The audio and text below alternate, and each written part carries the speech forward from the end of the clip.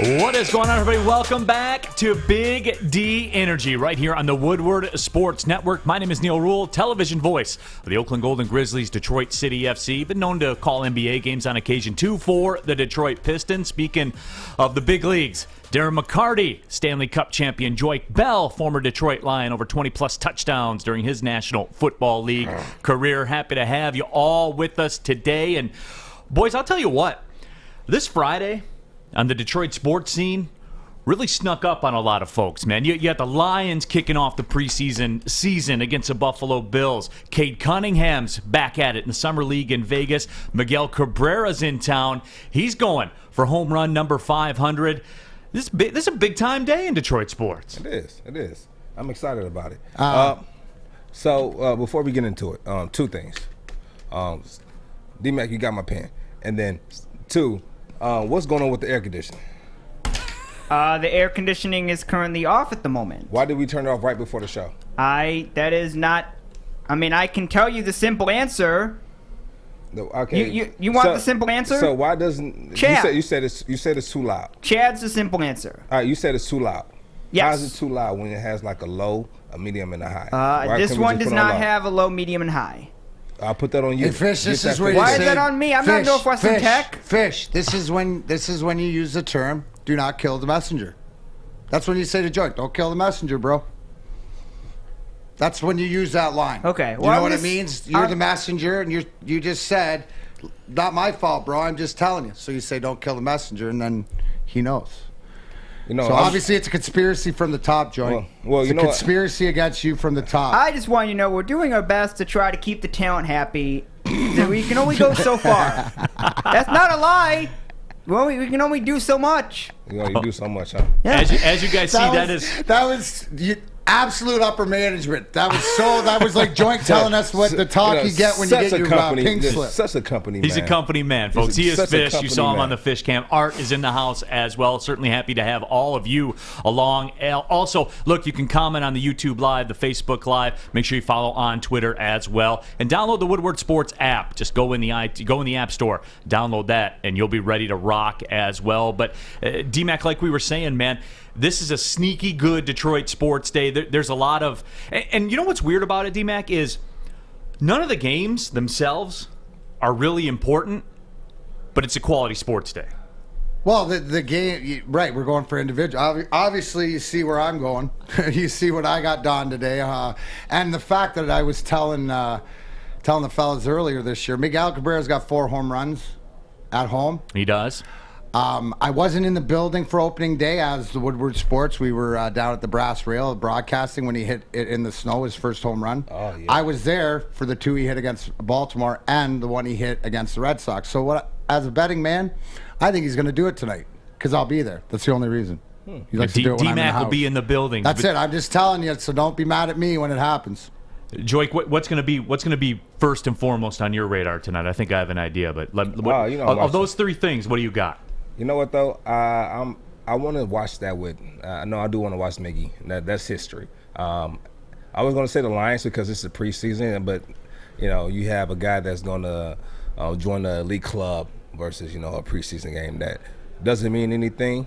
It doesn't mean anything until it does. No, it doesn't mean no. So the preseason games, they don't mean anything. Oh, I'm sorry. They don't count. They don't count. I think that's a better way to put it. Yeah, they don't count, but they mean a lot. But they mean a lot. Yeah, and that's fair. That's the best. And that's the best way to put it. They don't count, but they mean a lot. And so, I'll be going in and out. Can you make the team in a preseason game or lose your job in a preseason game? Sure. Yeah. Sure. You can. Like fringe guys. Is that what they're looking for right now? More so than anything. Yeah. So like we used the term the other day. They're gonna give you the rope. So either you're gonna throw it to the wolves or you're gonna hang yourself. So it's they're gonna put the game in your hand, and it's for the guys that's kind of on that breaking point. Like, we don't really know yet. Let's put them out there, put them in the fire, and see what happens. And so preseason is a great opportunity to be able to go out there and see that. So, is it also a showcase like for other teams? Like, are other teams looking for like free? Like, if guy gets cut here and then maybe signs on for another team or for opportunity, or Yeah, for sure. Well, it comes back to the eye in the sky, Joique, that you talked about, because that everything you do is on record right now. Everything you're doing is on record. But for the most part, these are the opportunities that you get, because now you used to get 4. Now you're only getting 3. So your room for error is already short. It just got chopped down by a quarter. So it's going to be an opportunity for you to go out there and make a name for yourself, but it's also going to be an opportunity for you to go out there and lose your job. Which one is it going to be? No doubt about it. Which one is it going to be? There's some big things popping here tonight. There is no question. We'll get into the Miguel Cabrera thing, that 500 watch that's coming up at Comerica Park. Those seats are going for a premium out there in right field. I was checking the secondary markets on my way in. What's priority for you? For tonight, it will be we'll probably do the Lions game, but we'll keep an eye on what's going on, and when Miguel's coming up to bat, we'll slide over. So I think that's going to be the play, but I also will keep close tabs on Cade Cunningham and what's going on with the Pistons. We're going to need some fresh batteries in the remote. That's going to be the main thing that we have to do. We got to get some fresh batteries in the remote. You guys are firing up the comments as well over on the YouTube stream. And Joique, you're getting you're getting called a diva, man. Motown Breakdown. Joique's being a diva this morning with the AC. LOL. I would be that. That came from Fish in the no. Motown Breakdown said that. He's calling you a diva. All right, that's fine. That's fine. I don't care. Turn the air on. Yeah, he looked cold into the camera with it too. But I did want to start. I did want to start with the Detroit Lions thing. And look, Jenna, pick a side. Jenna, pick a side. Don't do that. Pick a side, Jenna. Because you wasn't saying that when Sean was here. So don't do that. Don't do that. Yeah. Don't do that. But we are going to start with the whole Detroit Lions breakdown. And Joique, you touched on it a little bit. But the starters, Dan Campbell came out and said, look for them to play about a quarter. And help me, Joique, as a guy that hasn't been on that field, as a guy that hasn't been in that locker room. Overreaction is king, and we're going to get unjustified overreactions come Monday when we break down the game and what happened and all those kind of stuff. For Jared Goff, for the first-team offense, from Penei Sewell, for everybody, I think people need to understand. Give me a percentage of the playbook that you're running in this first preseason game. And while everyone's going to come and look and see what Jared Goff is doing, what percentage throttle are you going with as far as your offensive game plan goes in preseason game number 1? Help me understand. I'm going to tell you right now. So when you go into these preseasons, you're going to have a playbook. Back when we had the paper playbooks about this big. So basically now, a telephone book. Yeah. So, but when you game plan, that playbook goes from here down to about right here with a specific amount of plays. Now we have surfaces, right? And so they send you your plays or your playbook or your game plan on that now. So for preseason, anything goes. They can call any play within that playbook. You got to know it. Now, when the season starts, they'll break it down.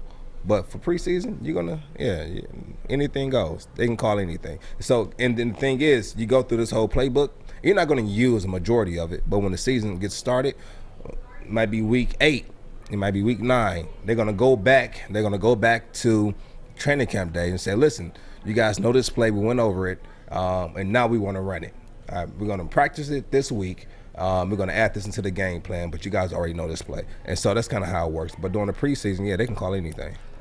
Is the emphasis on stuff you don't do well or stuff you want to do better as an organization? Will a coach look at it, the practice film and training camp, and say, we're not doing this well enough?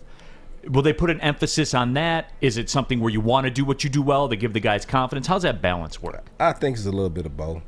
Putting guys in situations that they know they kind of struggle with throughout the preseason, throughout the off season as well, with OTAs and mini camps. So they'll go through all of those things, and they're going to put you in a position to where they're going to get you ready for that opportunity. But it's not like they're just going to throw you in the fire without preparing you. All right, and so I tell everyone, like, the NFL is about P's and O's, preparation and opportunity. They're going to prepare you. It's going to be up to you to decide what you want to do when that opportunity presents itself. Are you going to take advantage of it, or are you going to shit the pot? So I got a question, Joique. How many times? Because a lot of the times, and I'm thinking as an athlete, but you're talking about a playbook like this and studying all these plays and stuff. Yeah. How many times is a guy good enough physically to do it, but just isn't there mentally that we don't see? We see physical as fans, right? Where that guy can't run, he can't cover. But is it happen that guys can't concept like the playbook that might have the talent, but just can't process? Yeah, they won't last. And that's it, right? Like no matter how talented you are, it doesn't matter. So you got to be smart too. It doesn't matter. And then, but like at the same time, depending on your talent, will decipher or your around your drafted, your draft status will decipher whether you get 1 chance, 2 chance, or 3. Okay. Using the league, they can tell you one time you can make one mistake, but you don't make that same mistake twice. If you do, depending on who you are and what you mean to the franchise, that can be a way out the door. Absolutely. No, that's a great point. Right. As far as players to watch, and I'm curious to get all of your input as well, as the fans. And look, that's something that everybody, who's the players to watch and all that kind of stuff. And everyone says, hey, I want to check out that backup quarterback situation. What's Tim Boyle? What's David Blau going to do? For me, I don't care about the backup quarterback situation because, Joique, if you're playing with a backup quarterback, it's a wrap. Yeah. I mean, you know what I'm saying? Like a lot of people put a lot of energy into that. I've never understood that because if you're playing as a backup quarterback, it's like Drake says, OVA, it's over. No, it's not. You talk about like if you're out there in preseason playing with a backup quarterback? No. I'm talking about when you're in a season, if you're rolling through and you have, Matt Stafford, you have Jared Goff, you have Aaron Rodgers, those types of things. I mean, just based on what you said, when you played the Packers before, you play Aaron Rodgers, you lose. They don't have Aaron Rodgers, you beat them 48-10. You know what I'm saying? Yeah, in general, there's been spots, Joique, save me all that shit, all right? There's been spots, I understand that, but the general rule is if you're with your backup quarterback. Rule. But I remember one year we had we had Hill as a quarterback. Sean Hill? You remember Sean Hill? Yeah. So we had Hill, and Stepper went down, and Hill came in, and we didn't miss a beat. And we didn't miss a beat. But every team doesn't have that. But at the same time, every team doesn't have an Aaron Rodgers, and so I can't compare Aaron Rodgers to the other teams, the other team top quarterback or their second string quarterback was nowhere near the athlete or playmaker as Aaron Rodgers. Which Sean Hill went out there and he was a monster. I mean, I actually like playing with him. Even our third string in the preseason, we made magic. Kellen Moore. Every preseason that we had when I first got to the Lions, me and him would make magic every single preseason. And so it just depends on your camaraderie and kind of your chemistry with your QB. Well, football is back, so that means that there's action, D-Mac. Well, yeah, regardless of if you're going to the ball game, you're going down to the Lions. If you're going to watch Luka Garza or Cade Cunningham in Summer League, our studio sponsor, MyBookie.ag. In the world of sports, the offseason is a time to relax and regroup after a hard-fought season, but playing with MyBookie.ag gives you the choice to decide when your season begins and ends. At MyBookie.ag, you can bet on hundreds of games and leagues from around the world, whether it's a game day parlay or a long shot winner. MyBookie's got you covered. Use pregame props or bet the game live to shift the odds in your favor and always come out on top. And not only does MyBookie host exclusive sports betting contests you can't find with any other book, but the bonuses are insane. How insane? Sign up with MyBookie.ag. Use the promo code Woodward and receive up to $1,000 in bonus money when you make your first deposit. Yes, they will match your deposit up to $1,000 extra cash when you make your first deposit with MyBookie.ag. Use the promo code Woodward. Bet anything, anytime, anywhere with MyBookie.ag. I'm looking to bring on another HVAC tech right now. We're recruiting 5 to 10 techs a month. We're looking to grow and expand. Every new tech we hire is from Northwestern Tech. The hands-on training is fantastic. They're always my first call. We love hiring Northwestern Tech grads. They come out trained and ready to work. Our program is only 10.5 months, and our next classes are starting soon. So why wait? I'm looking to hire a graduate of Northwestern Tech. Northwestern Tech. Northwestern Tech. Northwestern Tech. Welcome back. At it here. Big D Energy, Neal Ruhl, Joique Bell, Darren McCarty. Fish is in the bowl as well. Arts, pushing the buttons. He's on the ones and twos, as I like to say, making this whole thing go. Happy to have you along wherever you're consuming the show on YouTube. If you downloaded the Woodward Sports app, what? He doesn't have a hand on the air conditioner, though, eh, Joique? Oh, man. I mean, you know, and this is a great time to say, you know, do you want to be good? Do you want to be great? I want to be home. With that attitude, you will be home. Good. We got some a reaction. full unpaid vacay. Yeah, sounds good for to the rest me. of your life. Yep. We Don't worry, got I'll some make it reaction happen. on the YouTube stream as well. Ryan's reaction says, I'm going to watch Luka Garza tonight. Hey, Luka Mania. You guys notice this low-key movement with Luka Mania and the Pistons? We'll get into Kate Cunningham and the Pistons coming up in just a little bit, but there is some Luka Mania out there right now. But D-Mac talked about it. He said tonight for his money, he's on Miguel Cabrera watch. As we know, he's sitting on home run number 499, looking to push through to 500 as he continues his assault to join some pretty rare company. Are you not going to go to the game? Are you not going to the game, D-Mac? What's that? Are you not going to go to the game? rolling out tonight, he said. Are you I'm not going going to to go to the ball game. Are you going? Yeah, I'm going to go down to the ball game. You got an extra ticket? I got it. What's that? You got an extra ticket? I can probably get you one if you want to go. Let me see. If you want to go, let me know. Because I'm actually going down. I want to be right field. You can go stand in right field. He's looking for business decisions now. Hey, I bring my glove. It's Joique Bell. I mean, I can only have the conversation and say, hey, my boy Joique Bell wants a seat right in right field. All right, yeah, see if we can make it happen. Well, I was looking at the secondary ticket markets this morning, and right field seats will set you back about $200 on the secondary ticket market. I mean, there is a market to sit in right field, and Miguel Cabrera's been one of those guys where he's really spraying the ball. How much for the tickets? About a couple $100 into the to sit in right field, man. All right, can I borrow a couple hundred? Just put it from your crypto. Yeah, I got it this week. So D-Mac's on record. He says it's going down tonight. I don't think it'll be tonight. I mean, D-Mac, you brought it up. I mean, he's only hit 4 home runs at Comerica Park this year, man. 4. And I've been there for all of them. Well, not in the park for the first one, but I'm just saying. I know, but he's engaged. There's a difference. We've watched Miguel Cabrera, all of us, for years, right? Arguably the greatest right-handed hitter and greatest Tiger we've seen. But when he's engaged, like he is now, and wanting to do it at home off of a day's rest, it's just a matter of if he gets a shot or not. But, I said it yesterday. The one thing I like, though, is that he's not forcing it because he's hitting the ball where it's pitched and he's taking care of the RBIs, but he's racking up the hits too. So I just got a feeling that he's going to do it tonight to get it over with. But what about that though, D-Mac? You've been around guys and played and were teammates with guys that had pretty historic milestones, be it 600 goals, 1,500 points, all that kind of stuff. Does that pressure weigh on them? Is that up to the individual? I mean, explain it to me. There really is no pressure. When you got it's just when it's gonna happen, right? We know Miguel's gonna hit 500. It's gonna happen. So I think the pressure that they might put on themselves, because everybody wants to do it in front of the home crowd, right? I don't care who you are. You want to score your 50th goal, or I remember I got 50 in junior. My 50th, my grandparents were in the building, and it was on my first shift, right? I scored it on the first shift, so I always like to get it out of the way, but it makes it easier. But I think it's not a matter of time running out, whether he's going to get here, like, is he at 460 or is he, right? It's inevitable that it happens. It's just, are you going to be there or are you going to watch it? Do you lock in more, Joique? I mean, you were on Calvin. Do you lock in more? Yeah. Actually, I was actually on the field when Calvin broke Jerry Rice's record. Awesome. On the field. And it was dope to be on the field when he did that. Now, my question to you is this. He hits a home run. You catch the ball. How much you think you can sell that ball for?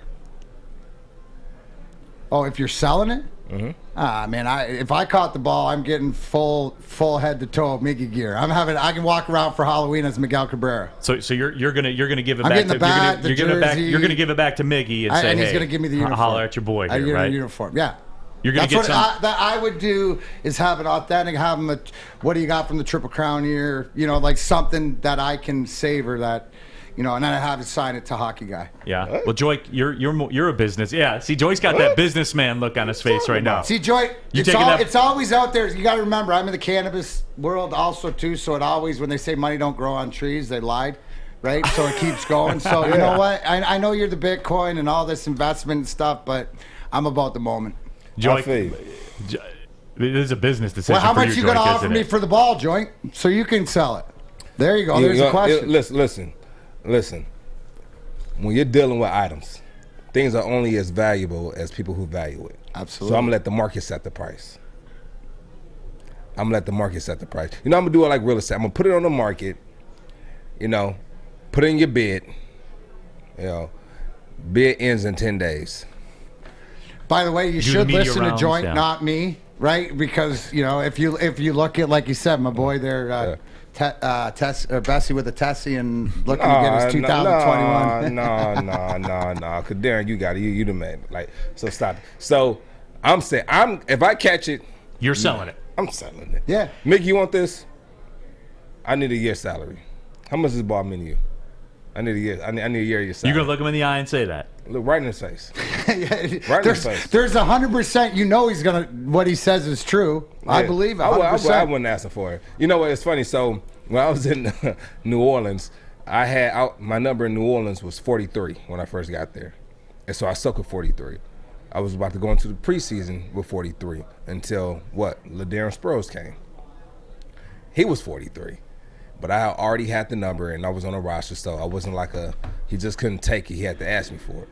So I went to Big Baby Shawn Rogers. Big Baby.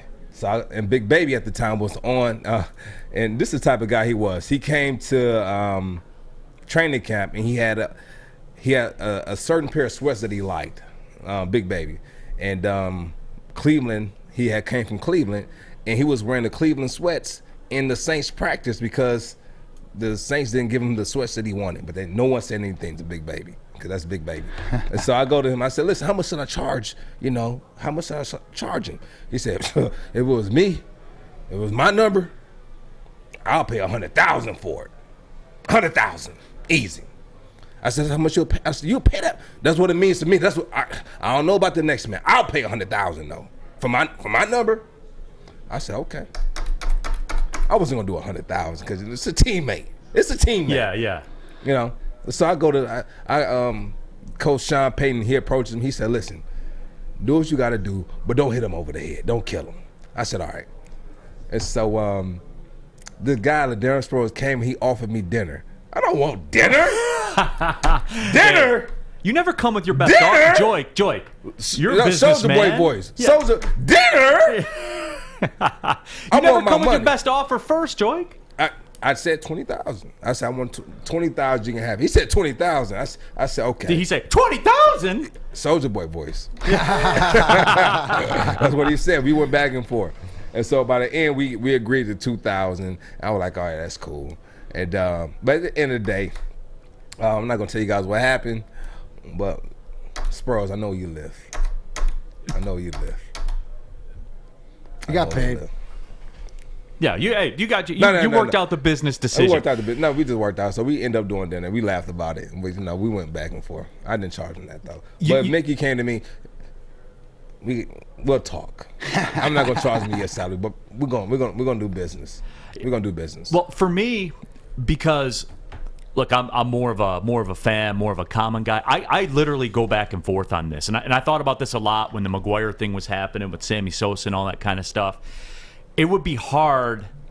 It would be hard to look Miggy in the eye and say, "Hey, man, I'm keeping this and I'm going to sell it," or Miggy, I need $50,000 for it. I need $100,000 for it. $200,000 for it. It would be hard to do it, but at the same time, I mean, there's a business decision, right? I literally don't know what I would do. Listen, sitting here right now, I literally don't know. We're talking about keeping a baseball, right? And saying it's hard to look a person in his face and do it. Did y'all not just see what happened to Messi? Did y'all not just see what happened to Messi? Yeah. And y'all, no, I didn't. Huh? To Messi? Yeah. What happened? When they just let him go. When they let him go because they couldn't afford him. Yeah. Oh yeah. Oh, okay. Yeah. All right. So this is a business. And he shows up on the scene, and they sold his salary worth of jerseys. First night out. Yep. Sold his salary worth of jerseys. So it is, and that's why I'm not a good businessman. But you bring up a good point, right? I'm talking Miguel Cabrera, but you brought up Sammy Sosa or Mark McGuire. They're paying. Anybody other than on my team or from Detroit, the fact that it's Miguel Cabrera is why it means so much to me to trade him for that. But if it's another player, I get his ball or whatever like that, then we're going to negotiate. Yeah, and that's the only reason, because Miggy is playing for Detroit. Yeah, that wouldn't do him like I'll do anybody else. Only reason. That's the only reason. Only reason. Right, and at the end of the day, right? Not for free. No. I'm not just gonna hand it back to him. But you're gonna give him the friends and family. But he gonna get the friends and family. He gets the friends. He gets and family. the he gets the employee discount. He gets the family. No, their friends and family is better than the employee. Yeah. Yeah, the friends and family is like, you're my boy. All right, we're gonna take. I'm gonna take care of him. You know what I'm saying? We're gonna. And it might not even be me saying, you know what? Listen, I need money. It might not even be that. It might be something else. But it's not going to be, dinner, jersey. $2,000. Yeah, it's not going to be that. But it's going to be something to where it'll benefit both of us. It's going to be a little chunky. It's going to benefit both of us. It's going to be a little chunky, you're saying. It's going to be chunky, but it's going to benefit both of us, though, in the long run. I got you. We'll take a break. When we come back, the Madden 22 game is out. And I don't know if you guys have seen Dan Campbell in the Madden game. We'll discuss when we come back. This is Big D Energy, Woodward Sports Network. Tony is a third-generation logger that has a simple, practical approach to life and work. That's why his Coast DX342 knife is perfect for him. The stainless steel blade is rust-resistant and made for all-weather use. And the double roll-lock safety ensures that it will never inadvertently close when he doesn't want it to. That's why Coast is trusted tough. Back in the house here, Woodward Sports Network. Welcome back to Big D Energy. My name is Neal Ruhl. He is Joique Bell. He is Darren McCarty. Happy to have you with us. Fish in the bowl, Art on the ones and twos. We're squad deep up in here on a Friday, pushing towards the weekend. Huge sports day. Miguel Cabrera going for 500. The Lions kick off against the Bills in preseason action. Cade Cunningham. The Pistons, they're back in Summer League action as well. The Luka Garza movement continues. Boy, fans, man, they love them some Luka. We'll discuss that coming up in just a little bit. Another thing that the fans love, though, the Madden 22 game is out and in effect. And people are of the opinion that the Dan Campbell character in Madden 22 is not very representative. And you guys that are watching right now, there's a look. And I agree. That's not Dan Campbell. Who is that? That's not Dan Campbell up there. So, Joique, did Madden do you right? Did Joique Bell and Madden look like Joique Bell? Like in the face? Yeah. So this is just the way that it is then, right? No. Depending on who you are. Like some players. So what they do is Madden goes around to each team. I don't know if you guys know that. They'll go to each team and they'll grab like specific players or whoever, and they have this helmet that they'll put on you, and on this helmet it has different angles and cameras on it, and it catches your profile, it catches all these angles of your face, and what they do is they go and they do like a replica on a computer, and that's your face on the game. Now if they don't do that, then it's going to be a generic profile or generic avatar face. If you have hair, like I had long hair, they'll have my hair in there, but for the most part, nah. Well, it's clear that is not Dan Campbell. Yeah, it's not. I mean, clearly they didn't do the face scanning and all those types of the mannerisms. Plus, he's not built enough. Motown Breakdown here says he read an article saying that that's just a placeholder. They haven't been able to scan the new coaches because of COVID. Okay. So if that's true, that's probably what it is. Right? That sort of makes sense. I know that. Hey, part of the Slapstick Comedy Tour, I got a bit on the difference between a media guide and the rankings in a video game. Right. Like the media guide is all BS, right? Because it's an employee, right? It's sort of like Playboy for athletes. It's supposed to make you look your best. Whereas the rankings is, and then we're talking hockey here, so I make it a point. It's some kid in a closet just putting numbers in. But I'll tell you this, is that like I can't complain about I got a Legends guy. And my guy's always been good, like the toughness or whatever, all the things. So there is, as it got older, like you said, as now we're entering 2021, the graphics are crazy. But that's the biggest, I guess, the proud thing is I got a Legends player that is on the Red Wing Legends team. So will you guys play the games and play as yourself? Used to. Oh yeah, me and Marty the Point used to all the time. What'd you get, like 170 goals in a season? Something like Set that. it on the easy setting. Yeah, you create your player to play with your real player, so you'd have a double duty. So my son's kid would play with me, so it's yeah, McCarty to McCarty. It's weird. So growing up, me and my godbrother played the game every weekend, all weekend. They won't let us play during the week. Well, actually, they did, but we had to read for an hour, and then they'll let us play during the week. So, as a kid, I always wanted to play with myself. I know how that sounds, but I always wanted to play with myself on the game, or get to a point to where I didn't have to create a player or create me on the game to better play. And so, when I got older and I was finally on Madden, I wasn't playing anymore. So it was like, dang, that childhood dream is not going because I'm not playing Madden. I would go buy the game because I'm on it, but I wouldn't play that often.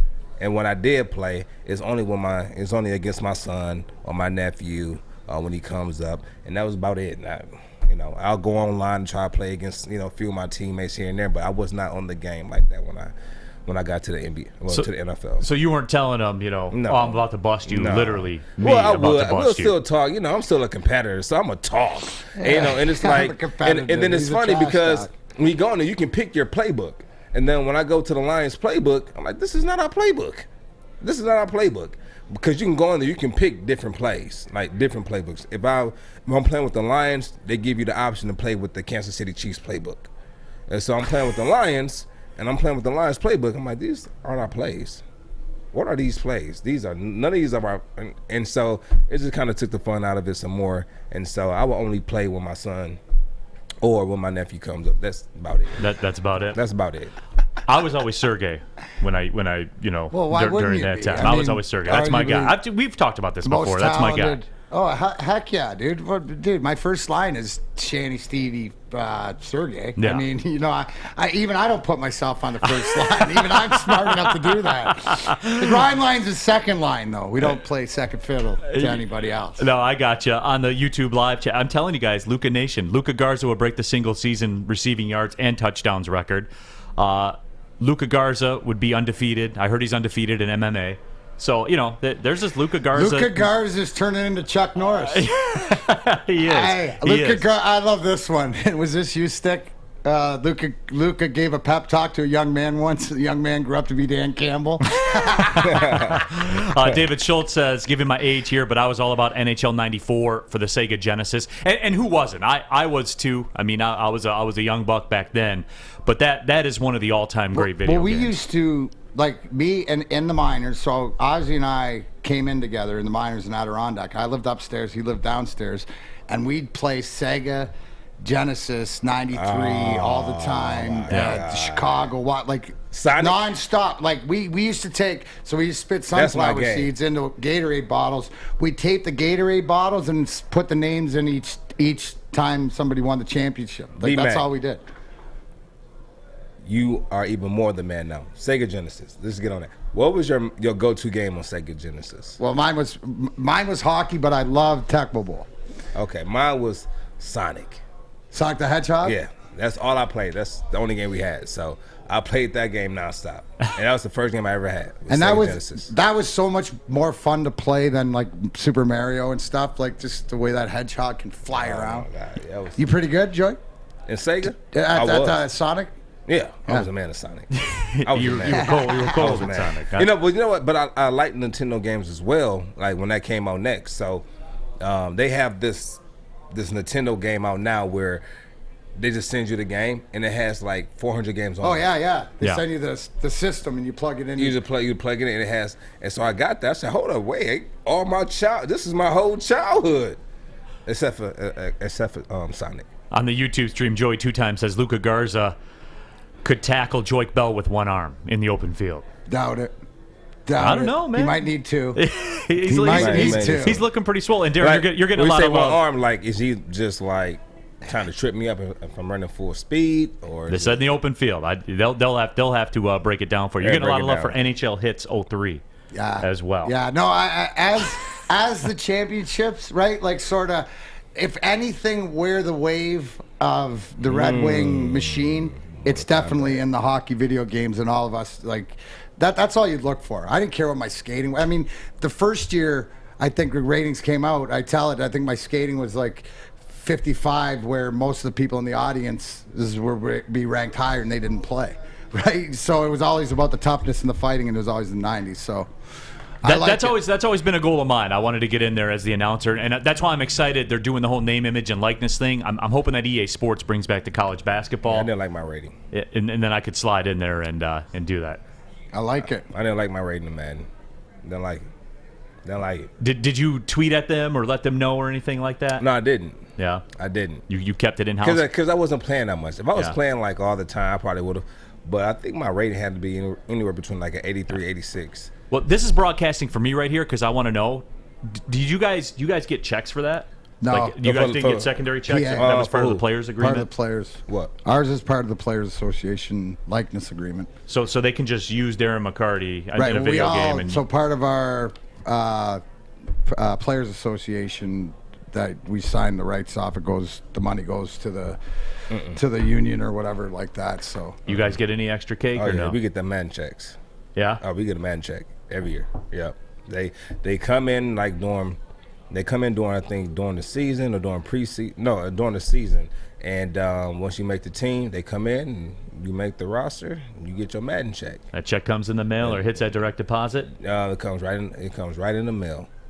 I'm telling you. There's different levels to the ratings, aren't there, Joique? There's different levels to the ratings, and there's different levels to sports because ain't no way we letting that slide. We need that Madden check. Levels grand opening. Levels grand opening. Levels provisioning grand opening and card giveaway.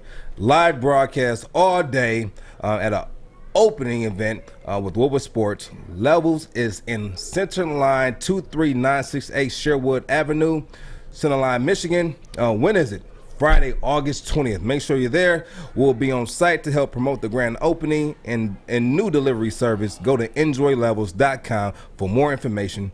There will be free food trucks, tons of giveaways, and your chance to win again my dream car, a new Challenger. The Morningwood Show, Big D Energy, and the Bottom Line will all be broadcasting live. Make sure you're there and come get some of that Grizzly gas. Darren McCarty brand all over. You know why realtors love using Hall Financial as a lender? Because of our commitment to speed and service. We have nearly 4,000 five-star reviews already. Call today, 248-308-5000, or go to callhallfirst.com.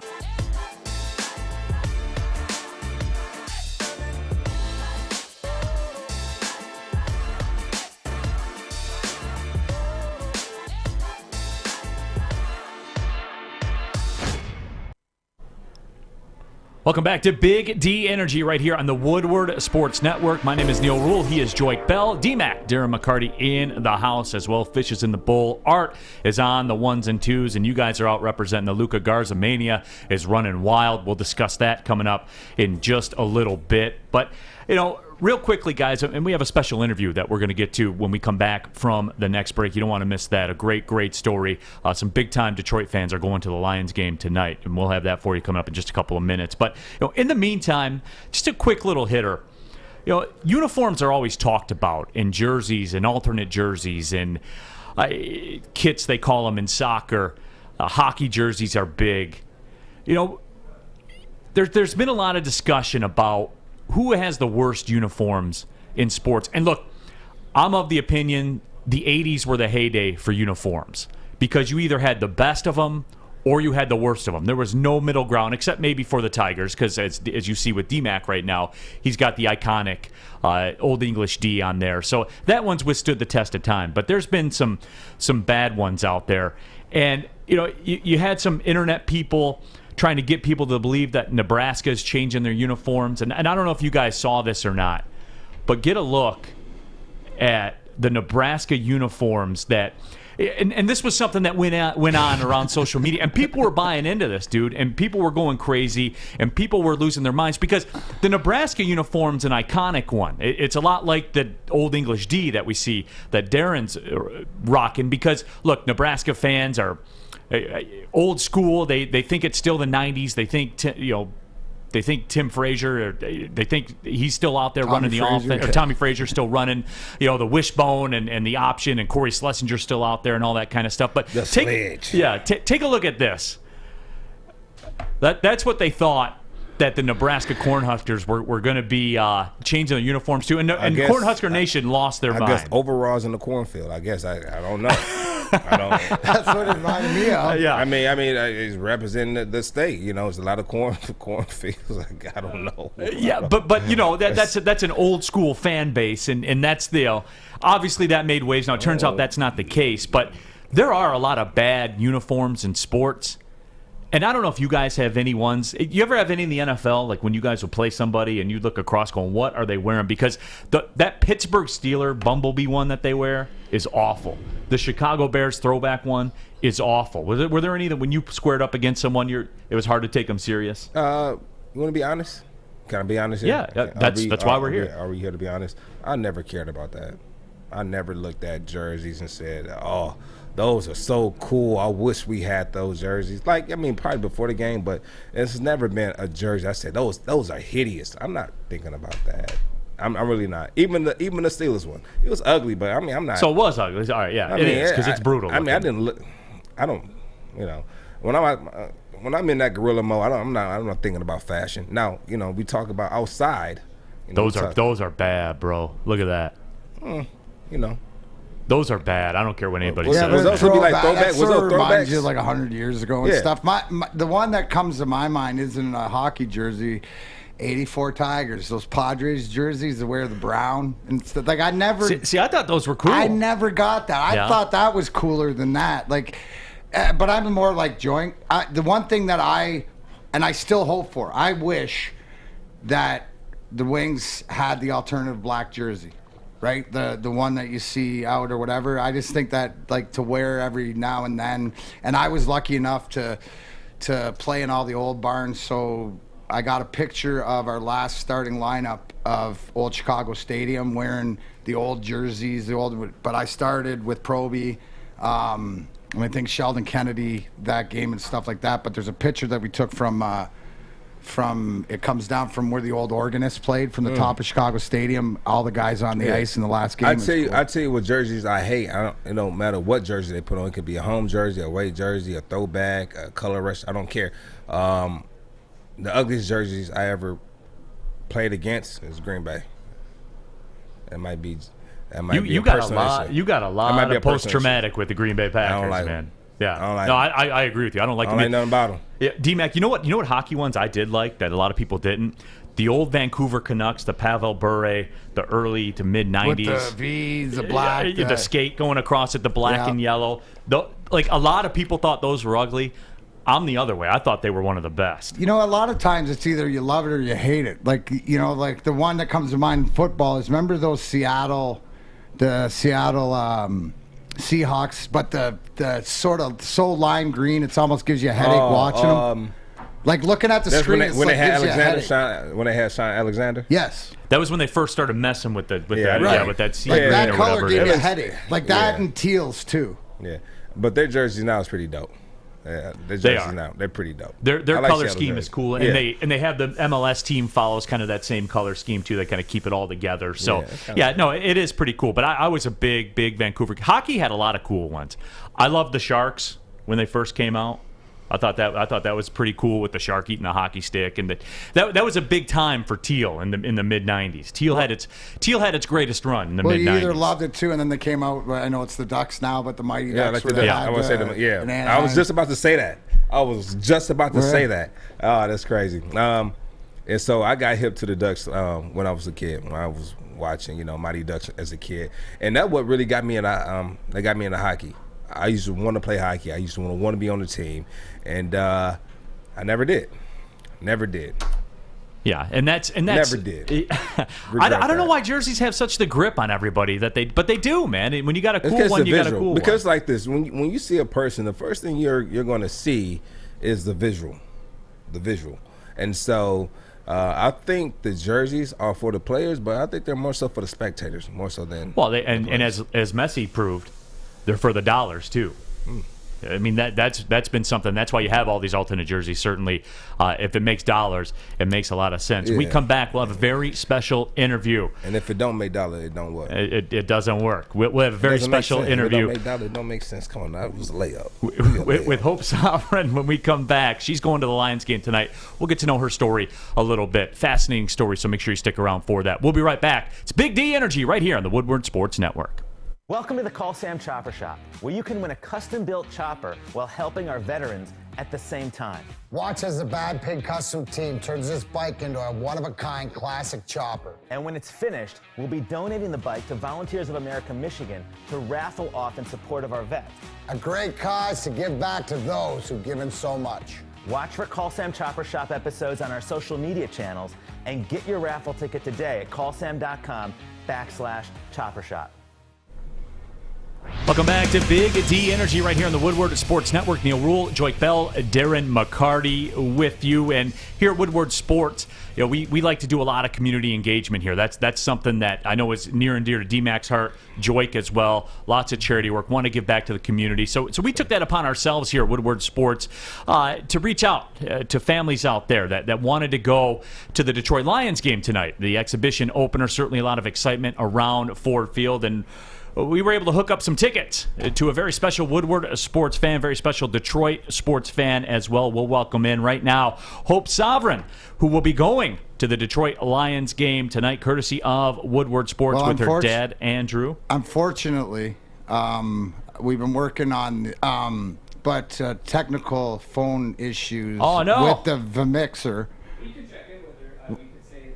Let's check it. Let's give the story behind this. There she is, but she's frozen. Oh, she is. No, so once again, an issue that we've had here for 6 months. But we can give her a shout out and say thank you. Oh, absolutely. But it's important to go through the story. It is. No, it is. And for Hope and her story, she has spina bifida, and she's been through 119 operations in her life. And through all of that, she's maintained a tremendous Detroit sports fan. It's a big thing for her to go to the game with her dad, Andrew. Through all of that, I mean, can you imagine that? 119 operations for spina bifida, but she's always all in with the Detroit sports And it's team. important that you saw the picture. That was her mom, Nancy, right on the screen that was going to talk, and Hope was in the car and stuff like this. But bottom line is that at Woodward Sports Net, when we talk, we're the network all digital about the people out and about, but it's about giving back, and it's recognizing. And knowledge is power, to the fact that if you don't know, we don't know. But to be able to hook up with Nancy and to hear Hope's story, like Neal said, to be able to send them to great tickets to the Lions game tonight to enjoy. So Hope and her dad are going to go. So that's what it's really all about. And to go through that type of adversity and still keep, keep that positive mental attitude, and just to have a different look or a different perspective on life is it's amazing to see. That doesn't come around too often. It doesn't come around too often. I remember when one of my best friends was going through his second round of cancer, and the way that he was able to keep his positive mental attitude was like, it was obviously people there supporting him, and people from afar reaching out to him on social media. But for a person to go through 119 surgeries in one lifetime, it shows a lot of courage. A lot of courage. So. And it also, too, and I've always said this, sports hit different with people. They do. And that's another reason why they are important, because it's that distraction. And Hope with her family, they're going to the football game tonight. I always think back, some of my greatest stories of a sports fan as a kid is just being around the kitchen table with my dad with the Tigers game on the radio. Even something as simple as that. I'll always think about that throughout the course of my life. When that time comes and my dad passes on, those will be some of those memories that I think about, is going back to being that little kid. Sports matter, people. They do, and they matter in ways that you couldn't possibly begin to understand. Be it the, I remember being as a kid, I had appendix surgery. I had my appendix taken out. Monday Night Football came on. I was so excited for Monday Night Football, because it was 3 hours where that was your norm. You were back to normal. You know what I'm saying? And you look at Hope's story, you look at her family story with her mom Nancy and everything. So yeah, that we're more than excited to send her and her dad out to the Lions game tonight, and that's something that's very big. And you guys too. And I'm looking at the discussion thread right now on YouTube, and you guys are excited for and stuff like that. So that's really, really cool. Yeah. And again, that's something that's we're going to continue to do here all throughout our time at Woodward Sports, because that's what's important. So yeah, and here's the thing: you can always get a hold of us any way that you Woodward Sports, even downloading the app and stuff like that. But reach in, because like I said, knowledge is power, and we're all in this together, no matter what it is. The common denominator is our love of the sports of the city, but it's the love of the people. And I think that I'm going to ask you this, and it's a little off topic, but I said this the other day.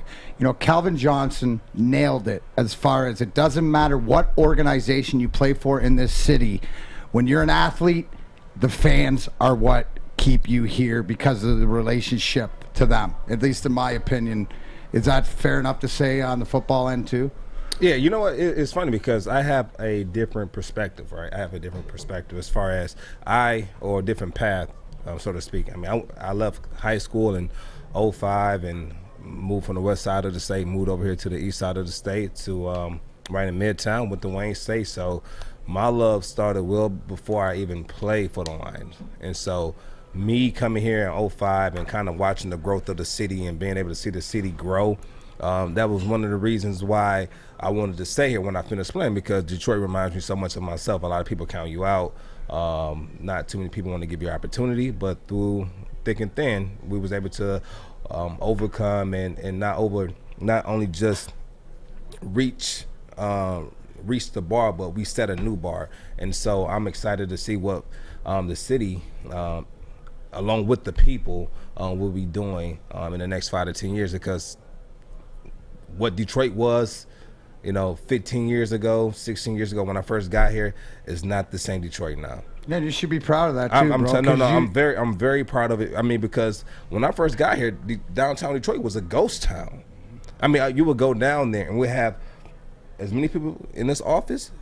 That's how many people you will see just walking downtown throughout all the downtown. So now I would just drive through downtown just because I love to see the progress in the city, the progress in the people, and just the progress as a whole. And that's why I wanted to be a part of it. That's why I live within the city limits, because I want to be a part of this growth. Right. Love it, man. Yeah, absolutely. And again, that goes back to the whole mission here at Woodward Sports, and that's something that we're going to continue to do. Yeah, shout out to Wayne State. Shout out to Wayne State. Shout out to Wayne State. The yeah, Doves up. Absolutely. Come on, man. Absolutely. Come on now, Art. You can't miss that. But I hope they have a great time tonight at the game. Shout out to the Dub. Dan Campbell's coaching debut tonight. Real quick, since we're kind of talking about the Lions preseason thing and all that type of stuff. As far as Dan Campbell goes, for me, there's only truly one thing that I'll be looking at for him, because the game plan's going to be vanilla. We talked about that. The one thing that I want to see, and you might not get it, you might not get that tonight, is I want to see the clock management, because that's a big, big thing, certainly in this town, certainly something that's been talked about, that's been discussed before.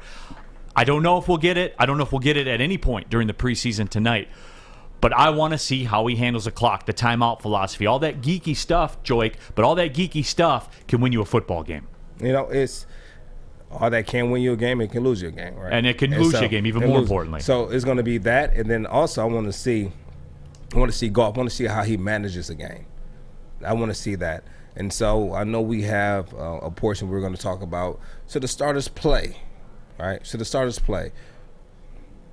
The entire first quarter, entire second quarter, whole game. No, I think they should get the first half. I think all the starters should play all the way through the first half. And then I would say pull all of the starters, even if, I don't care who they are, pull all of them, and then give the guys that are fighting for a roster spot an opportunity to kind of showcase their talent. That's my whole idea of probably, having, the starters play the first half, And then second game, have the starters play all the way probably to the third quarter. And then that third game, probably let them play a series and then let everybody else have their shot at it. And so I think that'd be the best way to go about it, since you don't have that fourth preseason game to evaluate the talent on your team, which can hurt a lot of guys. But at the end of the day, that's what they signed up for. All right, well, right now we got those technical difficulties hammered out right now. Let's go back to our guest. We're talking to Hope Sovereign and her mom, Nancy, as well. They're going to the Lions game. I see the dad, Andrew, is in the house as well. Yes. And guys, appreciate you joining us. How you doing? Congratulations on the tickets. Enjoy the football game tonight. What's going on? How are you? Well, it's a little hot because our power's out. You don't have to be sorry, young lady. You know what? We're just happy to be able to talk to you. Yeah. We're in Ray's ice cream parking lot talking to you from our car because we don't have power at our house. You know what? But though? that's a good spot, though. That's a lot. I know Ray's ice cream on Coolidge. That's really, really good ice cream. You can go across, hit some golf balls if you want. But have you been? My question. Go ahead, Hope. I didn't mean to be late. Sorry. Oh, it's no problem at all, guys. It's no problem at all. Hope you guys enjoy the game tonight. So, Hope, it is great to talk to you guys. I mean, you're a huge Detroit Lions fan. You're a huge Detroit sports fan. Talk about going to the game tonight with your dad. That's about as good as it gets, isn't it? Yes, absolutely it is. Tell them how excited you are to go. I'm just very excited to go to the game with my dad tonight. So, thank you so much. No problem. problem. For the tickets. Thank you so much. No, it's no problem. Real quick. So, what kind of turned you to being a Detroit Lions fan? Was it your dad? Was it your mom? Did you have a favorite player? What was it? I think both my parents. I think it was your brother Dominic. He's a huge Lions fan. And my brothers. Yeah, my son, when he was like 8 years old, if you said a number, he could tell you the name of the player. He had it all memorized. And how old's he now? He's 27. 27. Okay. Talking with Hope Sovereign right here and her dad, Andrew, mom, Nancy, in the car as well. They're going to the Lions game tonight right here on the Woodward Sports Network. So, Hope, you're somebody, you've seen a lot in your life. You've been through a lot in your life. Has the Lions, has Detroit sports, has that been something for you that, you kind of escape to, I guess you would say, from time to time? Because we all do, right? Absolutely it has. And all the sports teams have been wonderful. All the sports it's been wonderful. My question. Great for sports teams. Especially and the Red Wings too. Tell Darren McCarty the Red Wings have been great to us as well. The Red Wings have been great to us. Well, good. If they're not, you let me know and I'll take care of it. But my question to you, though, Hope, with everything you've been through, what would you tell to a younger Hope and a person that's going through some of the surgeries or some of the stuff that you've gone through? Because I think that you're such an inspiration because of your positivity throughout, and I know that through the struggles I've been through, is that to tell people, it can be okay, and what was the things that helped you or advice that you can give to a younger you? So I would say stay strong. If I was her, I would say stay strong. Don't give up or anything. So. I love it. I love it. It's She's always been very positive. Always a happy attitude. She's been in the hospital on chemo, going best day ever, Dad. And it's like. Tell them how many surgeries you've had. 119 surgeries. 119 surgeries. Well, Hope, I certainly. Well, we're close, Hope, because I got 127 goals. So, I mean, you almost have as many surgeries as I got goals. Or I got 129 fights, so you're almost up to there, too. Yeah. So, yeah. Well, Hope, we certainly do appreciate your time. Your dad, Andrew, certainly your mom, Nancy, as well. We appreciate you guys joining us from the parking lot at Ray's Ice Cream. And enjoy the game tonight. Problem. Yeah, absolutely. Enjoy the game tonight. Have a great time. And don't let Dan Campbell off easy. If he does something you don't agree with, feel free to boo, all right? It's okay. Now, Hope, before you leave, And before you please let leave, us know I'm going to give you an opportunity. Please let us know how your time Thank was. you for the tickets. You're very welcome. There's no problem. Thank you for the tickets. Thank you so much. They're excited. Now, question, before you leave us, do you have any questions for us? Because we've been sitting here and asked you a bunch of questions. What Joey's doing today. What is Joey doing today? Nothing as usual. Nothing as usual. I'll tell you what Joey's doing. Joey's in the back. Right? You're gonna get have ready to, for his wedding. You're gonna have to watch over the weekend because Joey's found a new way to work out without really working out. If that makes sense, I'll tease it with that. But yeah, Joey being Joey. 16-ounce curls, is that it? You'll be impressed. Hey, well, Hope, man, we appreciate you coming on. You're so inspiring, and for everything that you're going through, man, so much courage. We're praying for you here, and wish you the best. Thank you guys so much. Being so nice. Thank you. Absolutely. Yeah. Hope Sovereign, everybody. Her dad, Andrew, mom, Nancy, as well. Perseverance has been the story, really, of her life, but they persevered through the interview as well. No power at home. They go to the local ice cream shop and get it done. But again, that fits the bill with Hope and everything she's been through. Yeah, and it's tough to kind of, and that's around all Detroit right now. No power. Some people are not getting power until Monday. No air conditioning. Right. And speaking of air conditioning, I told you about Northwestern Tech. That few. Start a new career in an industry that is always essential, the heating and cooling industry. To learn more today, check out northwesterntech.edu. Joique Bell, Neal Ruhl, D-Mac, and this is that Big D energy.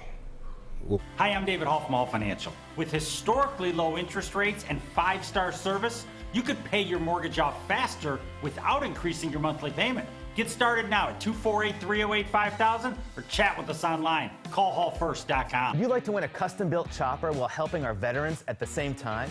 Then watch as we turn this bike into a one-of-a-kind classic chopper. Watch the Call Sam Chopper Shop on our social media channels and get your raffle ticket today at callsam.com/chopper shop. I'm looking to bring on another HVAC tech right now. We are recruiting 5 to 10 techs a month. We're looking to grow and expand. Every new tech we hire is from Northwestern Tech. The hands-on training is fantastic. They're always my first call. We love hiring Northwestern Tech grads. They come out trained and ready to work. Our program is only 10.5 months, and our next classes are starting soon. So why wait? I'm looking to hire a graduate of Northwestern Tech. Northwestern Tech. Northwestern Tech. Northwestern Tech.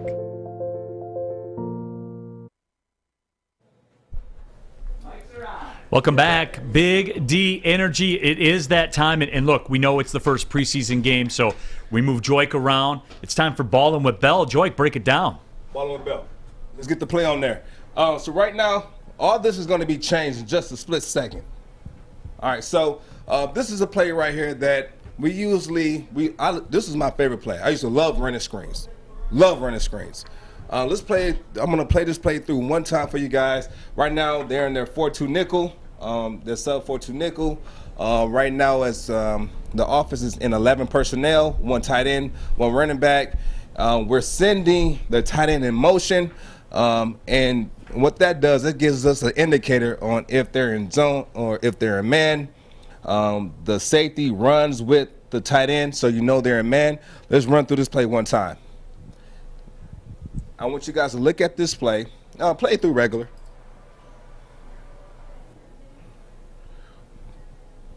And just from the outside looking in, this is a beautiful play. I want to break it down what makes this play so beautiful. And Joique, this is going to be big for DeAndre Swift. I mean, because he's a weapon catching the football. Yeah. So real quick, as a running back, we know that our strength this year is going to be our run game. And so when your strength is your run game, they're going to put an extra guy in the box and want to stop the run. All right. And so this gives Swift, is going to give Williams an opportunity to get out in the open field and make a guy miss. It's way easier to make one guy miss in open field than, to running through the small holes, making a guy miss, running through. And so this is one of my favorite plays. So we're going to play in a slow motion. And so right now, pause. And so from the beginning of the play, you kind of know they're sending a blitz. Now, as a running back, usually what you want to do on these screen plays is He's going to fake the handoff. You want to come into the offensive line. You want to get lost. Time it up with your offensive line, and you guys will break out towards the sideline. You usually want to catch the ball in between the middle of the numbers and the hash. That's usually where you want to catch the ball.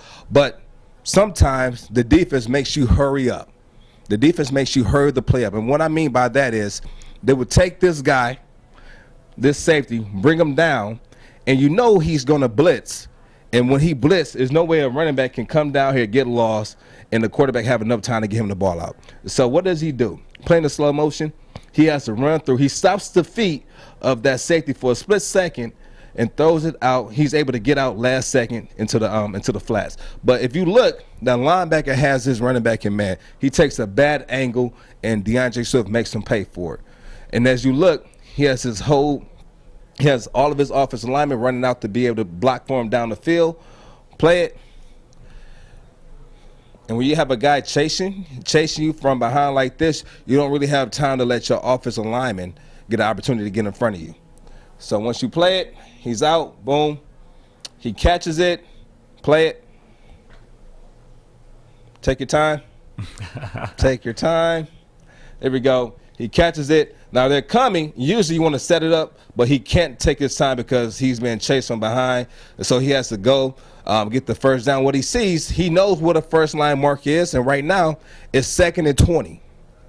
This play right there is 2nd and 20, and what we call this play is a G-bot play. G-bot is G-B-O-T, get back on track.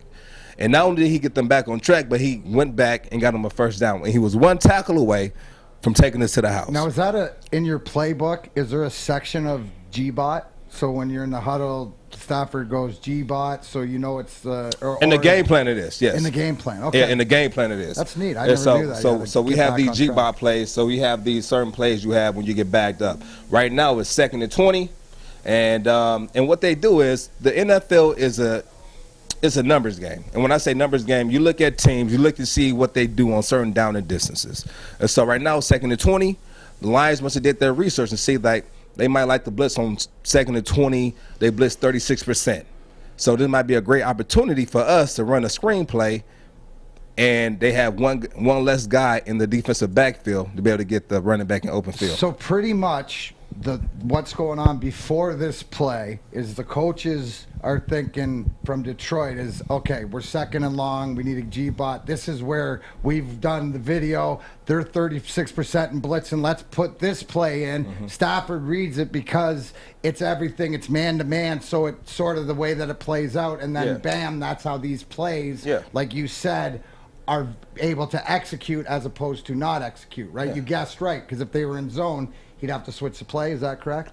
No, in zone, no. They probably would keep the same play and just piece off 3 or 4 or 5 yards or something. Yeah, and what it does, it also shows that, but it also shows that they're about to blitz. Because if you look right now, you have the safety. If you can take it back just a little bit, I want to show this is the pre-snap read that I'm looking at. All right.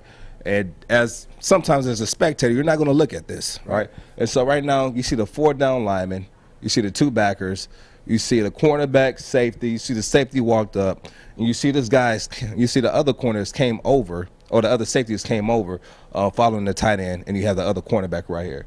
This guy walked up, he's not covering anyone. There's no one over here from the cover at all.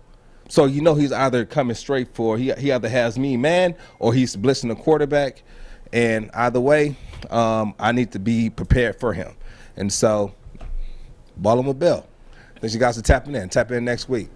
And you know what? It's a play that I want to bring up that when we do next week against the Redskins, and it was a play that the Redskins had probably only ran twice that we saw, all right, out of a certain scheme. And we were able to make them pay for it. So I want to show that play next week. What about DeAndre Swift in the passing game? You know, as a rookie, because that shows me a lot, right? Like as a running back, your biggest mistakes usually come in pass protection. I would assume like that's the hardest part of the game to learn at the NFL level is a pass protection. Where is DeAndre Swift both in that play now? Because, I mean, he's going to be a valuable weapon catching the football, as I said earlier. Yeah, so plays like this are going to keep the defense honest. All right, and it's also going to make it easier for us. And then the good part is if he's lined up over, if we're about to run that play and say they were running that play to the left, right? Say they were running that play to the left, and they still brought that safety from the right, he can't run through that guy because the screen is to the left. So now he knows that's coming. Now he just has to speed up his time to get out there. He just has to speed it up because, and then it also has to be the quarterback job to make sure he's sending or he's miking the right guy, letting the O-line know who they have to block. And some guys on certain blitz, you got to beat the guy with your arm. Are you impressed with that little chip, the timing of that little chip? Just as you said, to alter the trajectory. So I was very impressed with that because that's the only thing you can do in that particular play. To give the quarterback enough time to get you the ball. Yeah, you got to out the open field. It shows me how smart he is. You mentioned as a rookie, all that stuff, but the fact that he's, like Joique says, it makes it you're supposed to go and hide and then go out, but you got to read. I don't have that much time. I got to speed it up, and then Stafford's on the same, but it's confidence, especially at a younger guy. So hopefully we'll see a lot more of that. As a rookie, I had that similar play in preseason. It was the first time it ever happened to me. And I didn't run through the blitzer coming to my same side, and the quarterback had to throw the ball at my feet because I did the wrong thing. Yeah. Right.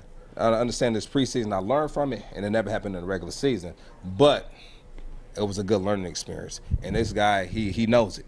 Yeah, he knows it. And so get healthy because we're going to need you, Swift. Get healthy. Absolutely. When we come back, we're going to talk a little Pistons. Luka Garza, the mania, everything that's going on. Cade Cunningham, they're in action against the Knicks in the Summer League. It's a big, big day in Detroit sports. We'll be back talking about it more. Right here, it's Big D Energy on the Woodward Sports Network. Tony is a third-generation logger that has a simple, practical approach to life and work. That's why his Coast DX342 knife is perfect for him. The stainless steel blade is rust-resistant and made for all-weather use. And the double roll-lock safety ensures that it will never inadvertently close when he doesn't want it to. That's why Coast is trusted tough.